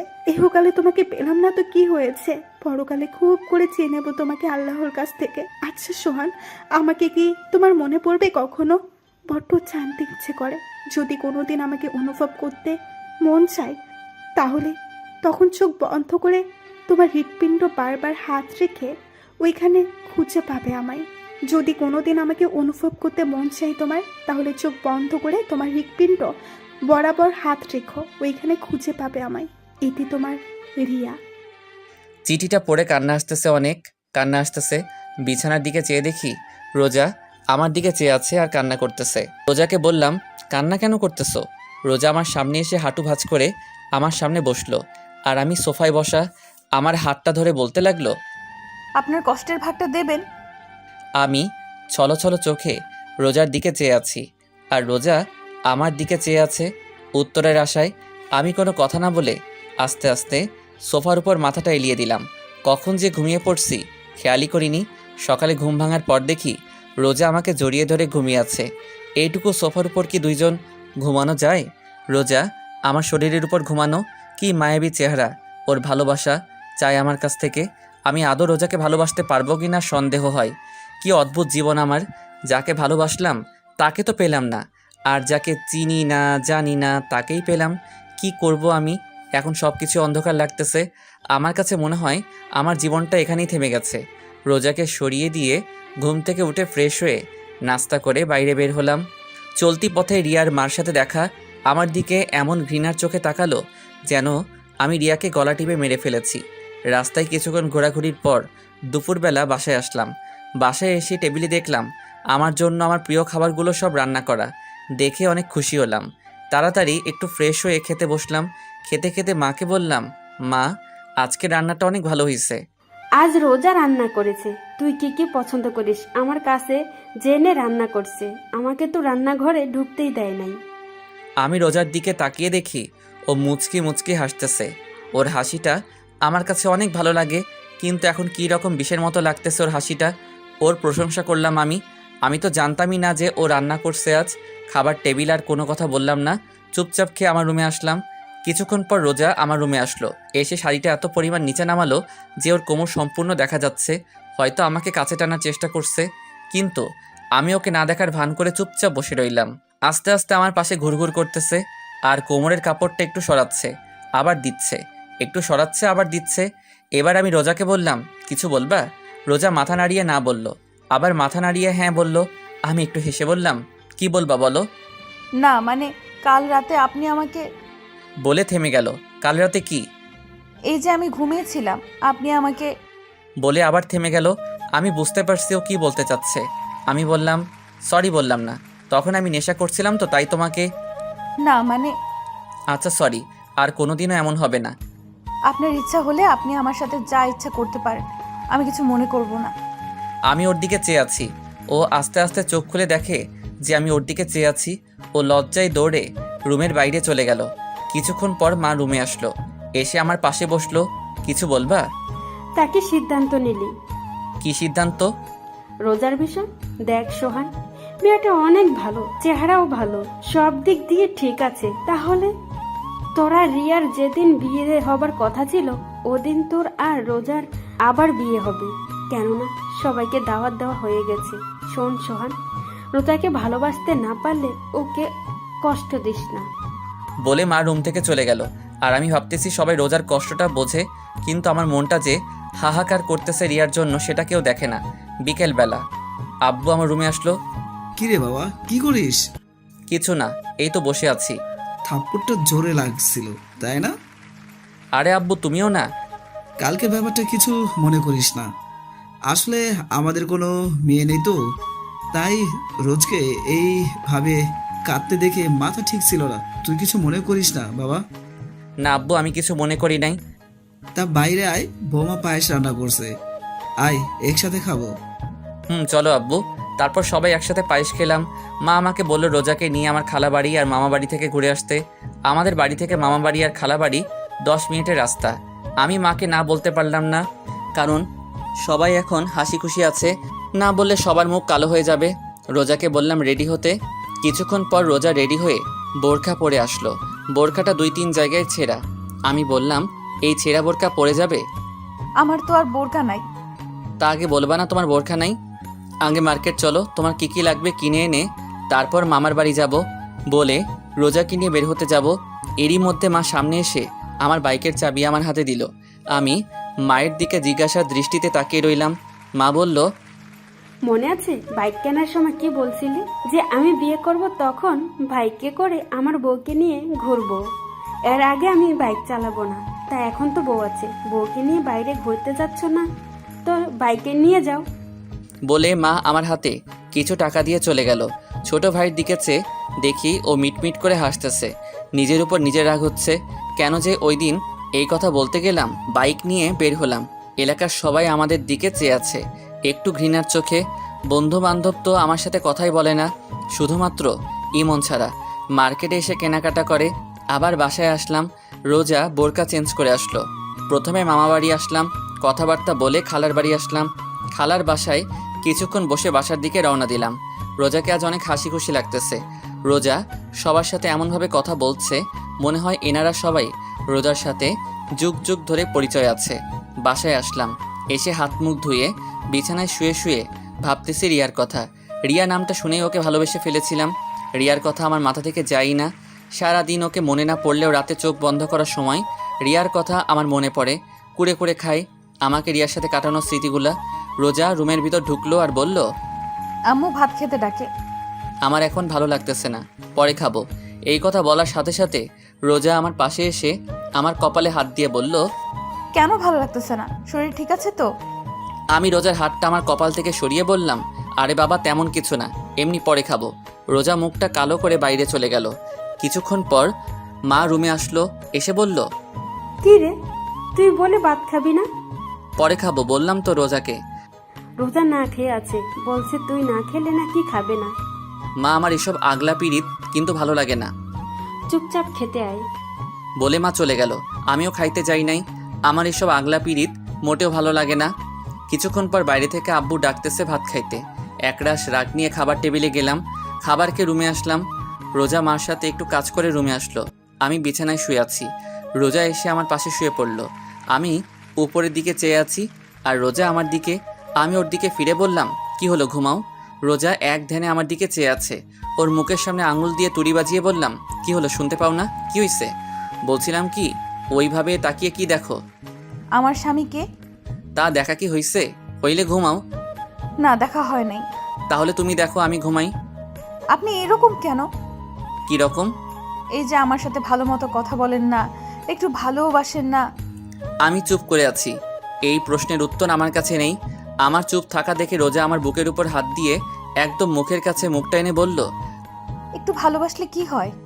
আমি রোজাকে আমার কাছ থেকে সরিয়ে বললাম, সব কিছু জেনে এই কথা বলো কিভাবে? রোজা আমার আরও কাছে এসে বলল, স্বামী হন, আমার প্রেমিক না। তো তো বুঝি না।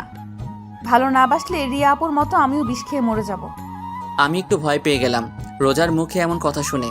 আমি চুপ আছি দেখে রোজা আবার বলতে লাগলো, কি ভালোবাসবেন নাকি? আমি এখনো চুপচাপ রইলাম। এবার রোজা আমার পেটের উপর উঠে বসলো আর পুরা ঝুঁকে ওর মুখটা আমার মুখের কাছে এনে বলল, একটু ভালোবাসেন না?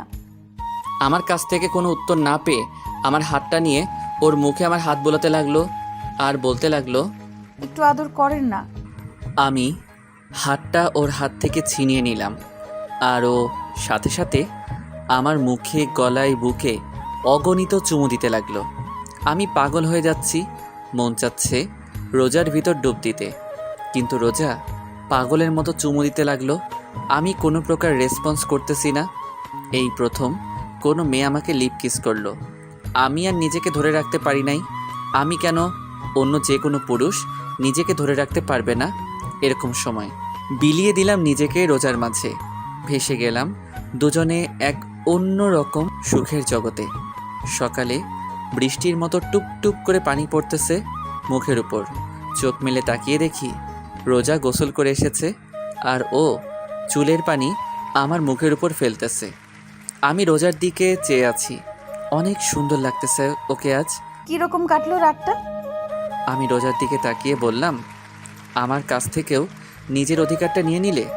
রোজা একটু রাগী লুক নিয়ে একদম আমার কাছে এসে বলল, স্বামীর কাছ থেকে স্ত্রীর অধিকার নিলাম, তাতে আপনার কি?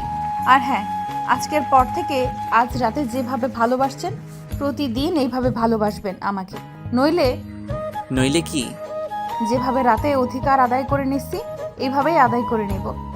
বলে রোজা আমার কপালে আলতো করে একটা চুমু দিয়ে চলে গেল। দরজার সামনে দাঁড়িয়ে রোজা আবার বলল, গোসল করে তাড়াতাড়ি নাস্তা করতে আসেন। বলে চলে গেল। গোসল করে নাস্তার টেবিলে আসলাম।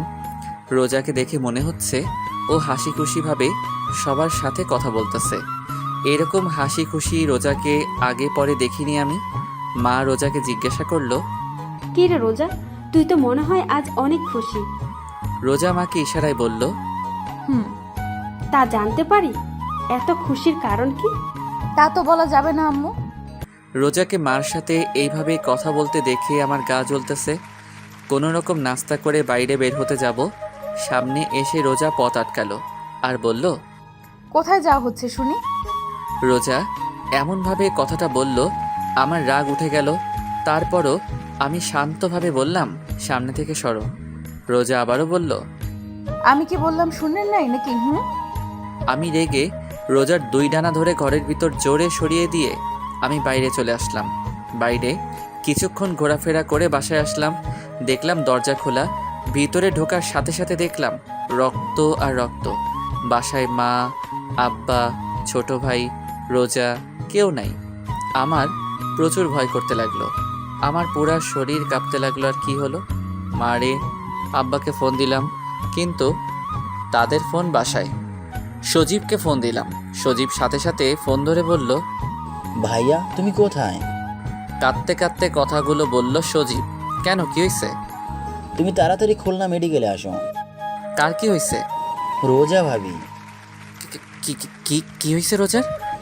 তুমি তাড়াতাড়ি আসো। বলে ফোন কেটে দিল। আমি বাইক নিয়ে হাসপাতালে গেলাম। ভিতরে ঢুকে দেখলাম মা, আব্বা, সজীব অপারেশন থিয়েটারের বাইরে দাঁড়ানো। আমি তাদের পাশে দাঁড়ালাম। মা আমাকে দেখার সাথে সাথেই আমার সামনে এসে আমাকে থাপ্পড় মারল আর বলতে লাগলো, এত ঘৃণা করিস রোজাকে? মা চুপ, আর না, অনেক সহ্য করেছি। আর না, তোর মতো ছেলে আমি জন্ম দিয়েছি ভাবতেও ঘৃণা করি। তোর মতো ছেলে আমার বাড়ির কোনো স্থান নেই। জামা কাপড় নিয়ে বের হবি বাড়ি থেকে। আমি আব্বুর দিকে তাকিয়ে বললাম, আব্বু তুমি কিছু বলবা না? বাড়ি থেকে বের হয়ে আমাদের একটু শান্তিতে থাকতে দে। আমি আর কোনো কথা না বলে বাইক নিয়ে বাসায় আসলাম। বাইকটা রেখে জামা কাপড় একটা ব্যাগে নিয়ে বাসা থেকে বের হয়ে পড়লাম। কোথায় যাব জানি না। দুপুরবেলা রৌদ্রের তীব্র তাপে উদ্দেশ্যহীনভাবে হাঁটতেছি রাস্তায়, আর ভাবতেছি কি করলাম আমি, কি কারণে মা আব্বু বের হয়ে যেতে বলল আমাকে বাড়ি থেকে। ঢাকার একটা টিকিট কাটলাম, ঢাকা যাব, ওইখানে যে কিছু একটা করা যাবে। বাসে উঠে চলে আসলাম ঢাকা। বন্ধু মিজানের কাছে আসলাম, ও তো আমাকে দেখে পাগল। দোস্ত, কতদিন পর দেখলাম তোকে। এই তো 2-3 বছর পর। হালা 4 বছরের বেশি। হুম। আচ্ছা, তুই একটু রেস্ট নে, আমি আসতেছি। তোর আব্বু আম্মু কোথায়? তারা নানা বাড়ি গেছে, 5-6 দিন পর আসবে। মিজান বলেই বাইরে চলে গেল, আর আমি ঘুমিয়ে পড়লাম। বিকেলে ঘুম থেকে উঠে খাওয়া দাওয়া করে আমি আর মিজান বাইরে কিছুক্ষণ ঘোরাঘুরি করে বাসায় আসলাম। ছাদে বসে মিজান এসে পাশে বসলো আর বলল, তা মামা, তোমার এই মন খারাপের কারণ জানতে পারি? মিজানকে সব বললাম। সব শুনে মিজান বলল, তা রোজার কি হয়েছে? তা তো দোস্ত আমিও জানি না রোজার কি হয়েছে। আচ্ছা, এখন তুই কি করবি? কিছু তো একটা করা লাগবে। কোনো কাজ কাম আছে তোর হাতে? এখানে তো নাই, তো খুঁজতে হবে। আচ্ছা, নিচে আয়, খেয়ে ঘুমাতে হবে। তুই যা, আমি আসছি। কিছুক্ষণ পর নিচে আসলাম, খাওয়া দাওয়া করে ঘুমিয়ে পড়লাম। সকালে মিজান আমাকে ঘুম থেকে উঠিয়ে বলল, সোহান, আমি কাজে গেলাম, নাস্তা টেবিলে রেডি আছে, ভাত তরকারি ফিরিয়ে আছে, ওভেনে গরম করে খেয়ে নিস, আমি গেলাম। মিজান কাজে চলে গেল। কোনো কাজ কাম নাই, তাই আমি আবার ঘুমিয়ে গেলাম। এদিকে অপারেশনের পর রোজাকে কেবিনে দেওয়া হলো। রোজার জ্ঞান ফেরার পর আব্বু আম্মু সবাইকে দেখলো, কিন্তু সোহানকে দেখলো না। রোজা মনে মনে ভাবতেছে হয়তো কেবিনের বাইরে আছে। এইভাবে ভাবতে ভাবতে সকাল গড়িয়ে দুপুর, দুপুর গড়িয়ে রাত, সোহানের দেখা নাই। রোজার এমন অস্থিরতা দেখে মা জিজ্ঞাসা করলো, কি হয়েছে, এমন করতেছিস কেন? রোজা সহ্য করতে না পেরে কান্না করে দিল। কি রে, কি হয়েছে বলবি তো? রোজা কাঁদতে কাঁদতে বলল, উনি কই? উনি কে? আমার স্বামী। ও সোহান, ও একটা কাজে কিছুদিনের জন্য বাইরে গেছে। মা আর কোনো কথা বলল না, উঠে বাইরে চলে আসলো। আর রোজা মনে মনে ভাবতেছে, আমি হসপিটালে, তারপরও উনি চলে গেছে। আমার চাইতে কাজ বড় ওনার। আসুক উনি, আর কথা বলবো না। ওনার সাথে কিভাবে নিজেকে রোজার মনে অভিমান জমতে থাকে সোহানের প্রতি। এদিকে রাতে, দোস্ত, একটা কাজ আছে, করবি? কি কাজ? ড্রাইভারি। তুই তো ড্রাইভ করতে জানিস। আচ্ছা, আমি করব। কবে থেকে যাব? সকালে তুই আর আমি যে কথা বলবো, আর বেতন 15 বা 16,000 দিতে পারে। করবি তুই? শখের বসে গাড়ি চালানো শিখছিলাম, কিন্তু এখন। তারপর ঘুমিয়ে পড়লাম। সকালে যে কথাবার্তা বলে কাজে লেগে গেলাম। এভাবে দেখতে দেখতে 10 দিন কেটে গেল। সোহান আর রোজার আবার বিয়ে হবার কথা ছিল, কিন্তু সোহান নাই, তাই বিয়েও হয় নাই। রোজা এই 10 দিনে 1000 বারের উপর মা আব্বুকে জিজ্ঞাসা করলো সোহানের কথা। উনি কোথায় আছে, কি করে, কবে আসবে ইত্যাদি। সোহানের আব্বু আম্মু কৌশলে এড়িয়ে যায় রোজার থেকে। রোজা একা একা থাকতে পারতেছে না, দম বন্ধ হয়ে আসছে রোজার। একটা মুহূর্ত সোহানকে ছাড়া ভাবতে পারে না রোজা। এইভাবে দেখতে দেখতে আরও 20 দিন কেটে গেল। রোজা এই কয়দিনে ভালোভাবে লক্ষ্য করলো যে ও হাসপাতাল থেকে আসার পরে কাউকে সোহানের সাথে কথা বলতে দেখে নাই। ফোনে কেউ সোহানের কথা জিজ্ঞাসা করে না, সবাই যে যার কাজে ব্যস্ত থাকে। তাহলে সোহান কোথায় গেছে? আজকে আমার জানতেই হবে সোহান কোথায়। রোজা সোজা সজীবের রুমে গেল, যে সজীবকে জিজ্ঞাসা করলো, সজীব, তোমার ভাইয়া কই? ভাইয়া তো একটা কাজে বাইরে গেছে, কদিন পর চলে আসবে। সজীব, তোমার ভাইয়ার কসম, তোমার ভাইয়া কোথায় আমাকে বলো। না মানে ভাবি। সজীব বলো। সজীব আমতা আমতা করে বলল, ভাইয়াকে বাসা থেকে বের করে দিয়েছে আব্বু আম্মু। রোজা কথাটা শুনে ধপ করে নিচে বসে পড়ল আর বলল, কেন? তোমার জন্য। আমার জন্য মানে? ওই দিন তোমাকে ধাক্কা দিয়ে ফেলে দিচ্ছিল, তাই তোমার মাথা পেটে রক্ত পড়তেছিল। আমরা তোমাকে হাসপাতালে নিয়ে গেছিলাম। তখন ভাইয়া হাসপাতালে আসে, তখন মা আব্বা তাকে বাসা থেকে বের করে যেতে বলছিল। তখন ভাইয়া চলে যায়। ভাইয়া এখন কোথায় আছে আমরা জানি না। রোজা হাউমাউ করে কান্না করতে লাগলো। রোজার চোখ থেকে কান্নার স্রোত বইতে থাকলো। রোজার কান্নার আওয়াজ শুনে সোহানের মা রুমে ঢুকলো। সজীবের দিকে তাকালো। সজীব ইশারায় মাকে বলল, সব বলে দিছি। মা আস্তে। রোজার মাথায় হাত রাখলো। রোজা ফুপিয়ে কাঁদতে কাঁদতে বলল, আম্মু ওই দিন ইনে আমাকে ধাক্কা দেয় নাই, শুধু সরিয়ে দিছে। আমার শাড়ি ওই দিন পায়ে পেঁচিয়ে গিয়েছিল, তার জন্য আমি পড়ে গেছি। সোহানের মা রোজার কথা শুনে নিশ্চুপ। কি বলবে? সে তো ভাবছে রোজাকে সোহান দেখতে পারে না, ঘৃণা করে, তাই ওই দিন ধাক্কা দিয়ে ফেলে দিছে। ওই দিন রোজাকে সোহান সরিয়ে দেওয়ার কারণে রোজার পায়ে রোজার শাড়ি পেঁচিয়ে যায় আর রোজা পড়ে যায়। মারাত্মকভাবে আঘাত হয় রোজার, তাই অনেক রক্তক্ষরণ হয়। এত রক্ত দেখে সোহানের মা ভয় পেয়ে যায়। লজ্জা, ঘৃণা, রাগে, অভিমানে ওই দিন সোহানকে বাড়ি থেকে বের হয়ে যেতে বলে সোহানের মা, সাথে সোহানের আব্বুও। কিন্তু সোহান সত্যি চলে যাবে এটা তারা ভাবতেও পারেনি। তারপর যখন চলে গেছে তাদের এক বিন্দু আফসোস হয় নাই সোহানের জন্য, কিন্তু এখন হচ্ছে আফসোস রোজার কথা শুনে।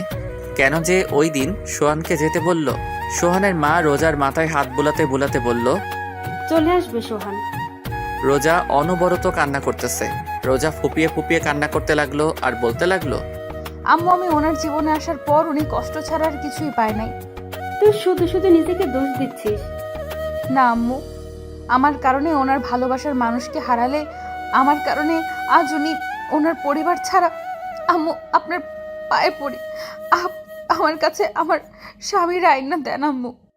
রোজার এইভাবে কান্না করতে দেখে সোহানের মারও কান্না চলে আসে। সোহানের মা কান্না করতে করতে বলল, তোর স্বামীরা যেভাবে হোক তোর কাছে এনে দেবো মা, তুই একদম ভেঙে পড়বি না। রোজার আজ অনেক কষ্ট হচ্ছে। মনে মনে ভাবছে, কি দিলাম আমি ওনাকে? ওনারে কিছু দেওয়ার আগেই ওনার কাছ থেকে অজান্তে সব কিছু কেড়ে নিলাম। সোহানের আব্বু আম্মু ছোট ভাই খোঁজ খবর শুরু করে দিছে সোহান কোথায় আছে, কিন্তু তারা সোহানের কোনো খবর পায় নাই। সোহানের সব বন্ধু বান্ধবের কাছে গেছিল, কিন্তু তারাও কেউ সোহানের খবর জানে না। সোহানের আব্বু আম্মু সারাদিন খোঁজে রাতে বাসায় আসলো, দরজায় কড়া নাড়ল, সাথে সাথে রোজা দরজা খুলল। আজ সারাদিন রোজা দরজার পাশে বসেছিল, কখন নিয়ে আসবে সোহানকে আব্বু আম্মু। কিন্তু দরজা খুলে সোহানের আব্বু আম্মুর মুখ কালো দেখে রোজা কান্না করতে লাগলো আর বলতে লাগলো, আম্মু আমার স্বামী কই? মা কি বলবে, তার কাছে কোনো উত্তর নাই। তারপরও কোনো রকম ভাবে রোজাকে বলল, দেখ মা, তুই কোনো চিন্তা করিস না, আমি যেভাবে হোক তোর স্বামীকে তোর কাছে ফিরিয়ে দেব। রোজা মাকে জড়িয়ে ধরে কান্না করতে লাগলো। আম্মু আমি এত কষ্ট সইতে পারতেছি না, ওনারে ছাড়া আমার দম বন্ধ হয়ে আসে। মা রোজাকে বলল, একটু ধৈর্য ধর। আর কত আম্মু, এতদিন তোমরা আমারে কেন মিথ্যা বলছো যে উনি কাজে গেছে? তুই অসুস্থ ছিল আর আমি জানি তুই সোহানকে ভালোবাসিস। তুই যদি জানতি সোহান চলে গেছে তাহলে তুই কষ্ট পাবি, ভেঙে পড়বি, তাই বলিনি। কিন্তু আমি তোকে ওয়াদা করতেছি সোহানকে তোর কাছে এনে দেব যেভাবে হোক। এদিকে সোহান একটা আলাদা রুম নিছে। এখন একা একা মাঝে মাঝে মিজান এসে দেখা করে যায়। আমি সকাল 10টায় কাজে যাই আর বিকাল 4 বা 5টায় বাসায় আসি। এসে রান্না বান্না করে একটু বাইরে ঘোরাফেরা করি, তারপর খাওয়া দাওয়া করে ঘুম। রিয়ার কথা আমার অনেক মনে পড়ে, রোজার কথাও মনে পড়ে। রাতে ঘুমানোর সময় রোজার সাথে আমার বিয়ে হওয়ার পর ওর এক একটা রাত আমার আলাদাভাবে কাটছে। কোনো দিন রোজা রাগ করে থাকতো, কোনো দিন কান্না করতো, কোনো দিন জড়িয়ে ধরে শুয়ে থাকতো, কোনো দিন আবার অভিমান করতো, আবার কোনো একদিন রাতে অনেক ভালোবাসা দিছিল আমাকে রোজা। জানি না ওই দিন রোজার কি হয়েছিল, বেঁচে আছে না মারা গেছে তাও জানি না। মাঝে মাঝে ফোনটা অন করতে মন চায়, মা আব্বুর সাথে কথা বলতে মন চায় এখনই বাড়ি যাই। কিন্তু যখনই বাড়ি যেতে মন চায় তখনই আব্বুর ওই কথা মনে পড়ে, আমাদের একটু শান্তিতে থাকতে দে। তারা কি বোঝে না তাদের ছেড়ে থাকতে আমার কত কষ্ট হয়, কত খারাপ লাগে। কাউকে কিছু বলতেও পারি না, সইতেও পারি না। এভাবে দেখতে দেখতে আরও 1 মাস কেটে গেল। অনেক খোঁজ করছে সোহানকে। সোহানের আব্বু আম্মু কিন্তু কোথাও সোহানকে পাই নাই। রোজা খাওয়া দাওয়া ধরতে গেলে ছেড়ে দিয়েছে। একবেলা খাইতো, 2 বেলা খায় না, তাও সোহানের মার জোড়াজড়িতে খাই। ঠিকমতো ঘুমিয়ে আসে না, ওর কাঁদতে কাঁদতে রাত পার করে। চোখের নিচে দেখে মনে হয় কেউ পাতিল থেকে কালি দিয়ে লাগিয়ে দিছে চোখের নিচে। রোজার এমন অবস্থা সইতে পারে না সোহানের মা শাড়ির আঁচলের আড়ালে মুখ চেপে বোবা কান্না করে। রোজা না খেতে অজ্ঞান হয়ে পড়ে। ডাক্তার ডাকার পর, ডাক্তার চেক আপ করার পর সোহানের মাকে বলে, মিষ্টি খাওয়ান। মানে আপনি দাদি হতে চলেছেন। মা আব্বু এই কথা শুনে খুশিতে কান্না করে দিল। রোজার জ্ঞান ফেরার পর রোজার জন্য খাবার আনলো মা। ভাত মাখতে মাখতে মা বলল, এখন থেকে আর না খেয়ে থাকবি না, কারণ এখন আর তুই একা না, বুঝলি? মানে আম্মু, আর আমি এখন ভাত খাবো না। চুপচাপ খা, নইলে আমার দাদু ভাই কষ্ট পাবে। দাদু ভাই মানে? আরে পাগল, তোর গর্বে তোর স্বামীর সন্তান। রোজা রোজার পেটের উপর হাত দিয়ে অবাক চোখে সোহানের মায়ের দিকে চেয়ে আছে। সোহানের মা ইশারায় মাথা নাড়িয়ে রোজাকে হ্যাঁ বলল। রোজা ঢুকরে কেঁদে উঠল। সোহানের মা বাম হাত দিয়ে রোজাকে জড়িয়ে ধরে বলল, এখন থেকে আর তুই নিজেকে নিজে কষ্ট দিবি না। এখন তোর ভিতরে কিন্তু ছোট্ট সোহান বড় হচ্ছে।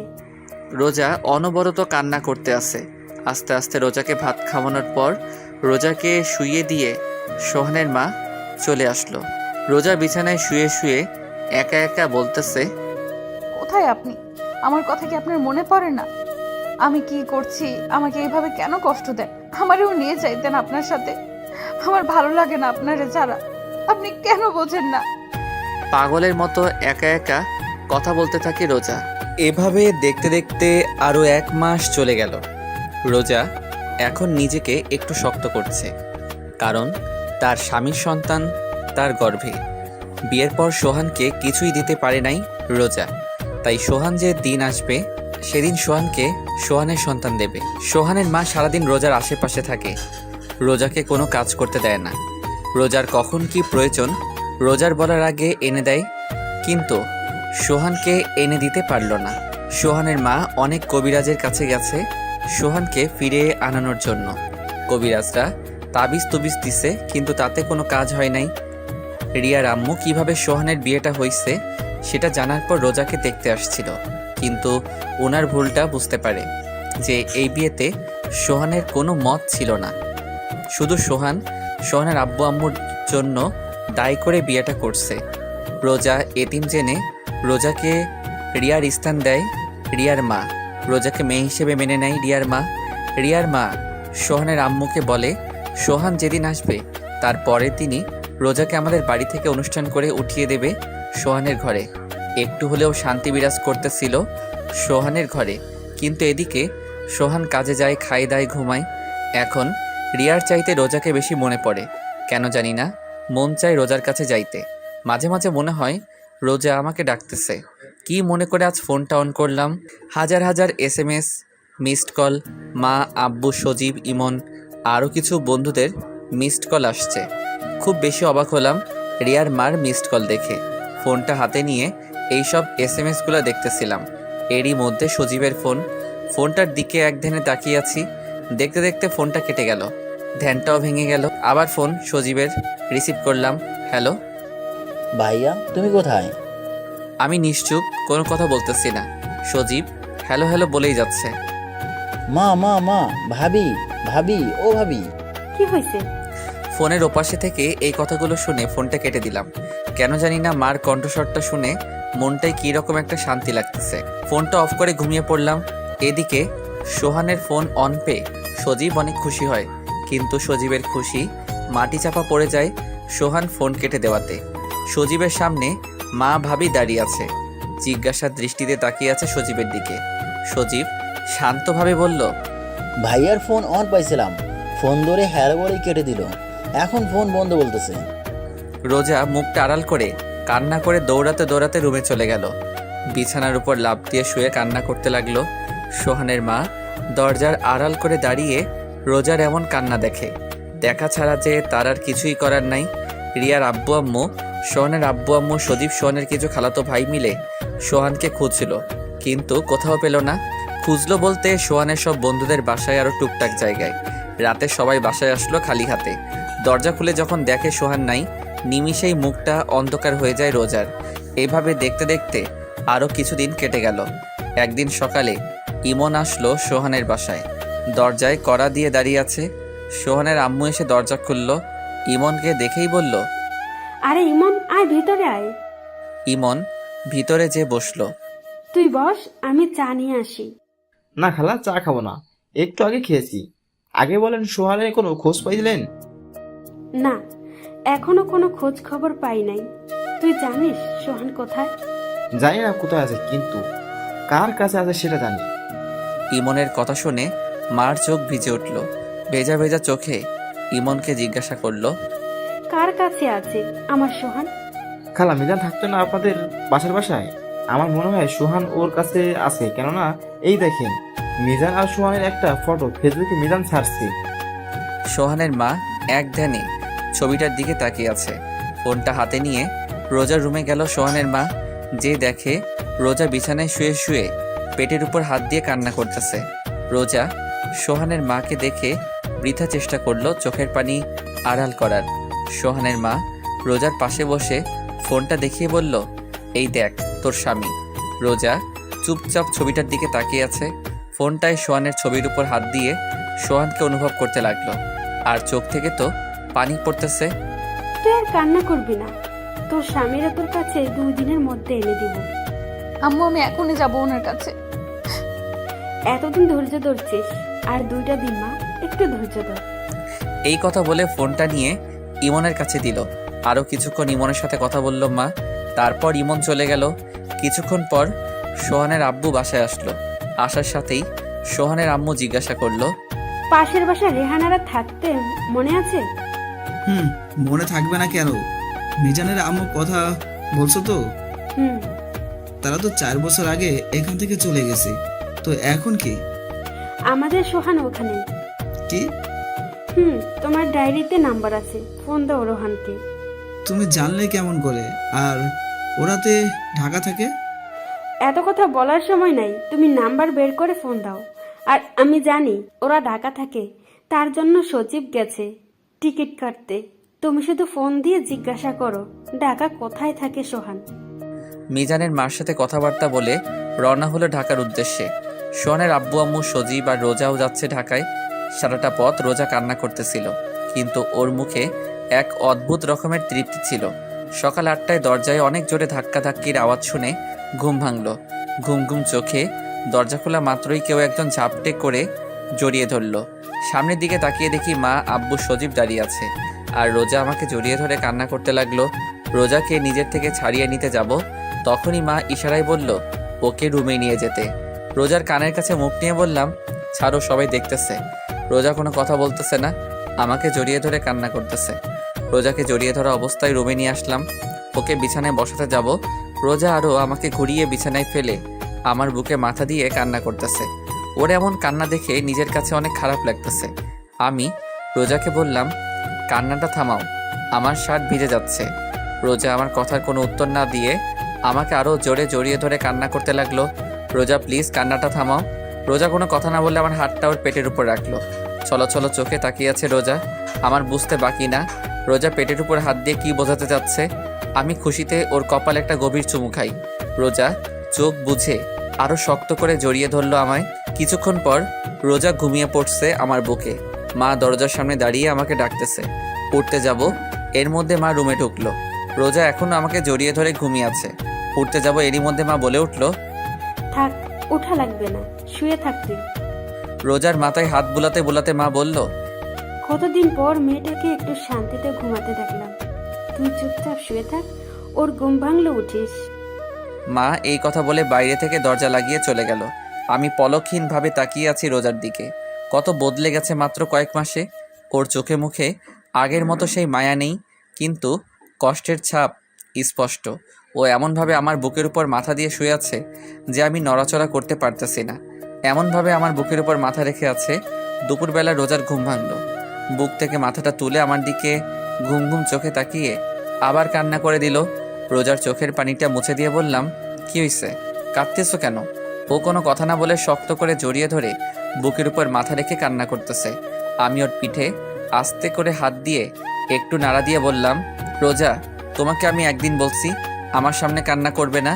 এইবার রোজা কান্না থামিয়ে চুপচাপ বুকে শুয়ে আছে। রোজা রোজা রোজা কি কথা বলবা না? আচ্ছা ঠিক আছে, কথা বলা লাগবে না, এরকম বোবা হয়ে থাকো। দেখি সরো, আমি উঠবো। এই কথা বলার সাথে সাথে রোজা আরও শক্ত করে আমাকে জড়িয়ে ধরলো। তা কিছু তো বলো। আপনি আমাকে রেখে চলে আসছেন কেন? আমি কোনো কথা না বলে চুপচাপ শুয়ে আছি। আমার চুপ থাকা দেখে রোজা বলল, আপনি কি আমাকে আরো কষ্ট দিবেন? কি রকম অদ্ভুতভাবে কথাটা বলল রোজা। আমার কাছে মনে হলো ওর এই কথাটা বলতে অনেক কষ্ট হয়েছে। আমার আবার চুপ থাকা দেখে রোজা আস্তে আস্তে ওর মুখটা আমার মুখের কাছে আনলো আর বলল, কি হলো? এখন তো দেখি আপনি বোবা হয়ে গেছেন। আমি কি বলবো? ও জোরে জোরে নিঃশ্বাস নিতেছে আর ওর সব নিঃশ্বাস আমার মুখের উপর পড়তেছে। অনেক ভালো লাগতেছে এই মুহূর্তটা। মন চাচ্ছে ওর ঠোঁটে একটু ডুব দেই, কিন্তু মনের কথা মনে রেখে রোজাকে আমতা আমতা করে ঢোক গিলে বললাম, শুধু রোজা। রোজা বলার সাথে সাথে রোজা ওর ঠোঁটটা আমার ঠোঁটে ডুবিয়ে দিল। কতক্ষণ ছিলাম আমি জানি না। দরজায় কড়া শুনে দুজনের হুঁশ আসে। লজ্জায় কেউ কারো দিকে তাকাতে পারছি না। আমি দরজা খুলতে যাব, এরই মধ্যে রোজা চিল্লায়, বলে উঠল, কে? দরজার ওপাশ থেকে মা বলে উঠল, আমি। আম্মু তুমিও না, তুমি যাও, আমরা পরে বের হচ্ছি। আচ্ছা, তোর যখন খুশি তখন বের হ। টেবিলে খাবার রাখা আছে, আমরা একটু মিজানদের বাসায় যাচ্ছি। আচ্ছা আম্মু, ঠিক আছে। আচ্ছা, আমি যাই। তাড়াতাড়ি আসবে আম্মু। হুম। মা আব্বু চলে গেল। আমি রোজাকে বললাম, মার সাথে কেউ এভাবে কথা বলে? আমি বলি, আমার মা আমি যেমন কথা বলি তাতে আপনার কি? ওই কথা বলে রোজা আবার ওর ঠোঁট আমার ঠোঁটের কাছে আনতে লাগলো। আমি বললাম, রোজা না, একদম না। আবার ডুবিয়ে দিল রোজা রোজার ঠোঁট আমার ঠোঁটের উপর। কিছুক্ষণ পর নিজেকে রোজার কাছ থেকে ছাড়িয়ে নিয়ে বললাম, যাও হাত মুখ ধুয়ে আসো, ভাত খাবো। না, আমার খিদা নাই, আমি অন্য কিছু খাবো। আমার ঠোঁট দেখিয়ে বলল কথাটা। আমিও একটু রাগী লুক নিয়ে বললাম, এতক্ষণ খাইছো, মন ভরে নাই? ও একটু কান্না করে দিয়ে বলল, আপনি খালি রাগ দেখান আমার উপর। আচ্ছা আচ্ছা, আর রাগ দেখাবো না, এইবার তো কান্না থামাও। আগে আমার এইখানে এইখানে এইখানে চুমু দেবেন, তাহলে কান্না থামাবো। একটু বেশি বেশি হয়ে যাচ্ছে না? এইবার রাগী লুক নিয়ে বলল, দেবেন না তাই তো? আপনি আর কি দিছেন আমাকে কষ্ট ছাড়া? আচ্ছা আচ্ছা দিতেছি, বলে ওর দিকে আগাতে লাগলাম। ও চোখ বন্ধ করে আছে, চোখটা হালকা ভিজা ভিজা, ঘন ঘন ঢোক গিলতেছে। চোখের নিচে কালো দাগ পড়ে আছে, তো কি হয়েছে? ওকে এখন অনেক সুন্দর লাগতেছে। আমি একদম ওর কাছে গিয়ে দাঁড়িয়ে আস্তে করে বললাম, দেওয়া কি লাগবেই? রোজা কোনো কথা না বলে চোখ বন্ধ থাকা অবস্থায় মাথা নাড়িয়ে হ্যাঁ বলল। আমি প্রথমে ওর কপালে, তারপর ঠোঁটে, তারপর গলায় একটা একটা করে চুমু দিলাম। গলায় চুমু দেওয়ার সাথে সাথে রোজা আমাকে ঝাপটে ধরলো। অনেকক্ষণ পর ছাড়লো আমাকে। যাও হাত মুখ ধুয়ে আসো, ভাত খাবো এখন। হুম। রোজা ফ্রেশ হয়ে আসলো, তারপর আমি একটু ফ্রেশ হলাম। দুজনে একসাথে খাবার টেবিলে বসলাম। আমি খেতে শুরু করলাম, কিন্তু রোজা না খেয়ে আঙুল দিয়ে ভাত নাড়াচাড়া করতেছে। তাই আমি বললাম, খাও। রোজা কোনো কথা বলতেছে না। আমি আবার বললাম, কি হলো, খাও। এবার রোজা আমতা আমতা করে বলল, কেউ যদি খাওয়াইয়া দেয় তাহলে আমি খাবো, আর নইলে খাবো না। এই যে ঢংনা করে চুপচাপ খাও। রোজা কোনো কথা না বলে খাবার টেবিল থেকে উঠে রুমে চলে গেল। আমি এখন আর কি করব? একটা প্লেটে ভাত তরকারি নিয়ে রুমে আসলাম। রুমে এসে দেখি রোজা বিছানায় শুয়ে কান্না করতেছে। আমি ওর ঘাড়ে হাত দিয়ে ডাক দিলাম, রোজা এই নাও খাও, না খাইলে তো শরীর খারাপ হবে তোমার। আমি না খেলে আপনার কিছু যায় আসে? আর আমার শরীর খারাপ হলে আপনার কি? তোমার শরীর খারাপ হলে আমার কিছু যায় আসে না, কিন্তু আমার সন্তান তোমার গর্ভে। তোমার শরীর খারাপ হলে আমার সন্তানেরও সমস্যা হবে। নাও হা করো। এখনও মুখ ফুলিয়ে অন্যদিকে ফিরে বসে আছে রোজা। ওর শরীর আর ওর চেহারা দেখে অনেক কষ্ট হচ্ছে। মাত্র কয়েক মাসে কি অবস্থা করছে নিজের, আর কয়েক মাস ওর থেকে দূরে থাকলে হয়তো মরেই যেত। ওর গাল ফুলিয়ে বসে থাকতে দেখতে আমার একদমই ভালো লাগে না। রোজাকে আবার বলতে লাগলাম, রোজা তোমার জন্য আমার মনে একটু হলেও জায়গা হয়েছে, কিন্তু কতখানি জায়গা হয়েছে তা আমি জানি না, কারণ আমি এখনও রিয়াকে ফিল করি, অনুভব করি। এইবার রোজা আমার দিকে ফিরল আর বলল, আপনার মনে আমার জন্য যতটুকু জায়গা হয়েছে তাতেই আমার হবে, আর বাকিটুকু জায়গা আপনি রিয়া আপুকে রাখবেন। আর ভুলেও যদি অন্য কোনো মেয়ে আমার আর রিয়া আপুর জায়গায় আসে তাহলে কিন্তু আপনার। তাহলে কি আমার? আগে আসুক না কেউ, তারপর। তা শুনি, আসলে কি করবা? আপনারে কেন বলবো? আচ্ছা বলা লাগবে না, নাও হা করো। আগে আপনি ভালোভাবে বসেন। এইভাবে তো ঠিক আছে। আরে বসতে বসি, বসেন। তারপর সোজাভাবে বসলাম। বসার সাথে সাথে রোজা আমার কোলের উপর বসলো। বসে ওর হাঁটুর উপর ভাতের প্লেটটা রেখে বলল, এবার খাওয়ায় দেন। আমি ওর কাণ্ড দেখে অবাক। আমি রোজাকে ভাত খাওয়াতে লাগলাম। ও ভাত খাচ্ছে আর আমার দিকে চেয়ে আছে। চোখ থেকে টুপ টুপ করে পানি পড়তেছে, কোনো কথা বলতেছে না। ওর চোখ অনেক কথা বলে, ওর মনে অনেক কষ্ট সেটা ব্যাখ্যা করে। মাঝে মাঝে ওর চোখের দিকে তাকাতে ভয় করে, নিজেকে অপরাধী মনে হয়। না জানি ওর উপর অনেক অপরাধ করছি। ওর সাথে খাওয়া শেষে রোজাকে বললাম, তুমি একটু রেস্ট নাও, আমি বাইরে থেকে আসতেছি। বলার সাথে সাথে রোজা আমার হাতটা ধরে ওর পেটের উপর রাখলো। আমি অবাক চোখে ওর দিকে তাকিয়ে আছি। ও চোখ বুজে আছে, জোরে জোরে নিঃশ্বাস নিচ্ছে, কিছু বলবে হয়তো কিন্তু সাহস পাচ্ছে না। ওর নীরবতা দেখে আমি বললাম, কিছু বলবা? রোজা মাথা নাড়িয়ে হ্যাঁ বলল।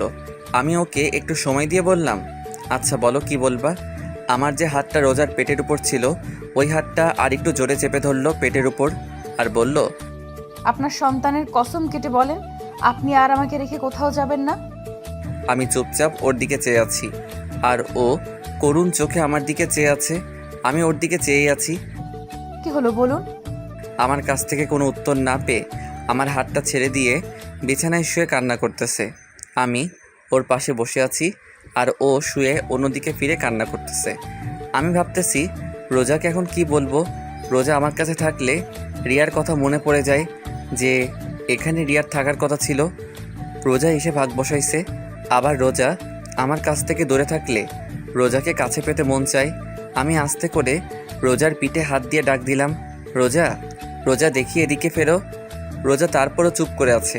ওকে একটু জোর করে আমার দিকে ফিরিয়ে ওর পেটে হাত দিয়ে বললাম, যদি তুমি ধরে রাখতে পারো তাহলে আজীবন তোমার সাথে থাকবো।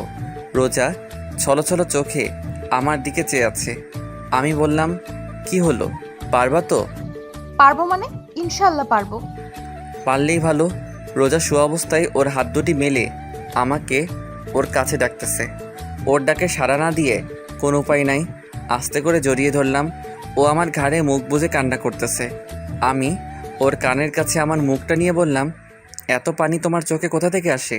ও আমার কানের কাছে মুখ নিয়ে আস্তে আস্তে করে বলল, কোথা থেকে আসে জানি না, কিন্তু আমার চোখে পানি আপনার জন্য আসে। মানে? মানে আবার কি, ভালোবাসি তাই। আপনার একটুখানি অবহেলা আমাকে অনেক অনেক কষ্ট দেয়। আমার মুখের ভাষা মনে হয় রোজা কেড়ে নিয়েছে। কি বলবো আমি, কি বলা উচিত এখন আমার জানা নাই। একটা কথা বলবো? বলো। রাগ করবেন না তো? আরে বলো তো। আপনি শুধু রাগ করেন কেন? আমি ওকে ছেড়ে দিয়ে বসে নরম সুরে বললাম, কি বলবা বলো। রোজা উঠে আমার পাশে বসে ওর দুই হাত আমার গলায় রেখে আহ্লাদি সুরে বলল, ওই দিন কিভাবে অধিকার আদায় করছি মনে আছে? আমি আমতা আমতা করে বললাম, কোন দিন? বলার সাথে সাথে রোজা আমাকে ধাক্কা দিয়ে বিছানায় ফেলে আমার উপর উঠে বসে বলল, এবার মনে পড়ছে কোন দিন? আমি আবার বললাম, কোন দিন? এইবারও আমার শার্টের বোতাম একটা খুলে আরেকটায় হাত দিয়ে বলল, এখনো মনে পড়ে নাই? পড়ছে মনে পড়ছে। তাহলে এতক্ষণ ঢং করলেন কেন? না মানে। তাহলে শুরু হয়ে যাক। কি? কি মানে? বলেই মুখে কিস করতে লাগলো। এরই মধ্যে দরজা খোলার শব্দ শুনলাম। মনে হয় মা আব্বু আইছে। এদিকে রোজা পাগল হয়ে গেছে। রোজাকে বললাম, মা আইছে সরো। রোজা কোনো কথা না বলে ও ওর কাজ করতেছে। রোজাকে এক প্রকার জোর করে নিজের থেকে ওকে ছাড়িয়ে বাইরে আসলাম। বাইরে আসার সাথে সাথে মা ঘরের ভিতর ঢুকতেছিল। আমারে বের হতে দেখে মা বলল, রোজা কই? আমি বললাম, আসছো সেই সকালে, আমাকে একবারও জিজ্ঞাসা করছো আমি কেমন আছি? তুই কেমন আছিস আমার জানা লাগবে না। আমার নাতির মা কেমন আছে, কেমন থাকবে সেটা জানলেই চলবে আমার। দেখি সর। আর রোজা কোথায়? রুমে আছি। রুমে যেতে যেতে বলল, রাত 8টায় বাসায় খুলনা যাব, রেডি থাকিস। মিজান টিকিট কাটতে গেছে। তারপর আব্বুর সাথে টুকটাক কথা বললাম। আব্বু একটু ইমোশনাল হয়ে বলল, তখন রাগের মাথায় এইসব বলছি, আরো অনেক কথা ইত্যাদি। তারপর ছোট ভাই সজীব, সেও সেম একটু ইমোশনাল হইয়া কথা বলল, একটু কান্নাও করলো। কিন্তু আমার মা, সে তো রোজার ভক্ত, আমি তার ছেলে, সে তো ভুলিয়েই গেছে। রাতে মিজানের কাছে থেকে বিদায় নিয়ে খুলনা রওনা দিলাম। আমার আর রোজাকে পিছনের সিটে দেওয়া হলো। মা আব্বু আমাদের থেকে 4-5 সিট আগে, আর তার আগে সজীব। রোজা জানালার পাশের সিটটাই বসছে। গাড়ি চলছে তার আপন গতিতে। রোজা ওর দুই হাত দিয়ে আমার এক হাত জড়িয়ে ধরে আছে। রোজার মাথাটা আমার ঘাড়ের উপর। জানালা থেকে বাতাস ঢুকতেছে আর সেই বাতাসে রোজার কিছু চুল আমার মুখের উপর পড়তেছে। অনেক ভালো লাগতেছে আমার। রোজার চুলে এক অদ্ভুত রকমের ঘ্রাণ আছে, কী রকম একটা মাতাল করা ঘ্রাণ। প্রায় মধ্যরাত, তখন আশেপাশে প্রায় মানুষ ঘুমে, আবার কেউ কেউ মোবাইলে ব্যস্ত। আর আমি চেয়ে আছি রোজার দিকে। অপরূপ সুন্দর লাগতেছে রোজাকে। কোন সময় চাঁদের আলো পড়তেছে, আবার কোনো সময় সোডিয়ামের আলো পড়তেছে রোজার মুখের উপর, যা ওর সৌন্দর্যকে আরও বাড়িয়ে দিয়েছে। অনেক ভালো লাগতেছে এই সময়টা। এইভাবেই সারাটা পথ রোজার দিকে চেয়েছিলাম। বাসায় এসে আমি অবাক, কারণ বাসায় মেহমান ভরা, মনে হয় কোনো আয়োজন হবে। রুমে আসলাম, কতদিন পর আমার নিজের রুমে আসলাম, বিছানায় গাটা এলিয়ে দিলাম। বাসায় আসার পর রোজাকে আর দেখতে পাই নাই। মনে মনে ওকে খুঁজছি, কিন্তু পাই নাই। লজ্জায় কাউকে জিজ্ঞাসা করি নাই। কিছুক্ষণ পর আমার দুই খালাতো ভাই আমার রুমে আসলো, এসে বলল, ভাইয়া এই নাও, এগুলো পরে বাইরে আসো। বলে আমার হাতে একটা নতুন লুঙ্গি আর একটা গেঞ্জি দিয়ে চলে গেল। আমি ওদের কথায় পাত্তা না দিয়ে লুঙ্গি আর গেঞ্জি বিছানার পাশে রেখে চুপচাপ বিছানায় শুয়ে আছি। রোজার অপেক্ষায় আছি কখন আসবে, কিন্তু ওর আসার কোনো নামগন্ধই নাই। কিছুক্ষণ পর মা আসলো, এসে বলল, কি হলো, তুই এখনো চেঞ্জ করিস নাই? মা, এইগুলো কেন পরবো? তাড়াতাড়ি পর, তোর আর রোজার গায়ে হলুদ আজ, আর আজ রাতে বিয়ে। মা, এসব কি জন্য? তোর জানা লাগবে না, তাড়াতাড়ি পর এগুলা, পরে বাইরে আয়। বলে মা চলে গেল। এই রোজা যে কোথায় গেল? বাসায় আসার পর এখনও আমার সামনে আসলো না। লুঙ্গি আর গেঞ্জি পরে বাইরে আসলাম। ছোট ভাইরা আমাকে দেখে হাসতেছে। কোনো সময় তো আমাকে লুঙ্গি পরতে দেখে নাই, তো তাই হয়তো হাসতেছে। আমার কিছু খালাতো মামাতো বোন আর কিছু পাড়া প্রতিবেশী হলুদ শাড়ি পরে বাইরে বের হচ্ছে। আমি আমার খালাতো ভাই শিহাবকে বললাম, ওরা কোথায় যায়? রিয়া আপুদের বাসায়। আমি অবাক চোখে শিহাবের দিকে তাকিয়ে বললাম, রিয়াদের বাসায় যাই কেন? আরে রোজা ভাবি তো রিয়া আপুদের বাসায়, সকালে রিয়া আপুর মা এসে নিয়ে গেছে রোজা ভাবিকে। আমি শিহাবের কথা আগামাথা কিছুই বুঝি নাই। তা রোজাকে কেন নিয়ে গেছে রিয়ার আম্মু? রিয়ার আব্বু আম্মু রোজা ভাবিকে রিয়ার স্থান দিয়েছে, তাই এখন থেকে রোজাই রিয়া, রিয়া আপুর আব্বু আম্মুর কাছে। বুঝলাম। তা ওরা কি করতে গেছে রিয়াদের বাসায়? কি করতে যাবে? রোজা ভাবিকে গায়ে হলুদ দিতে গেছে। ও আচ্ছা, আমি রুমে যাই, দরকার পড়লে ডাক দিস।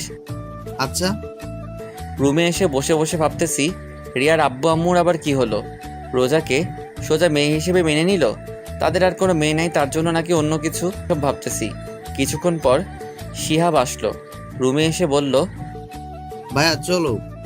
কোথায়? কোথায় আবার, বাইরে আসো, এখন তোমার গায়ে হলুদ দেবে। আমি আর কোনো কথা না বলে শিহাবের সাথে বাইরে আসলাম। দূর সম্পর্কের নানিরা এসে আমাকে নিয়ে একটা পাড়ার উপর দাঁড় করালো। কিছু কিছু মহিলারা আদি যুগের গান গাইতে লাগলো, কেউ কেউ আমার গায়ে হলুদ দিয়ে যাচ্ছে। এইভাবে অনেক নিয়মকানুনের পর শেষ হলো গায়ে হলুদ। আমাকে ভালো মতো গোসল করিয়ে ঘরে নিয়ে আসলো।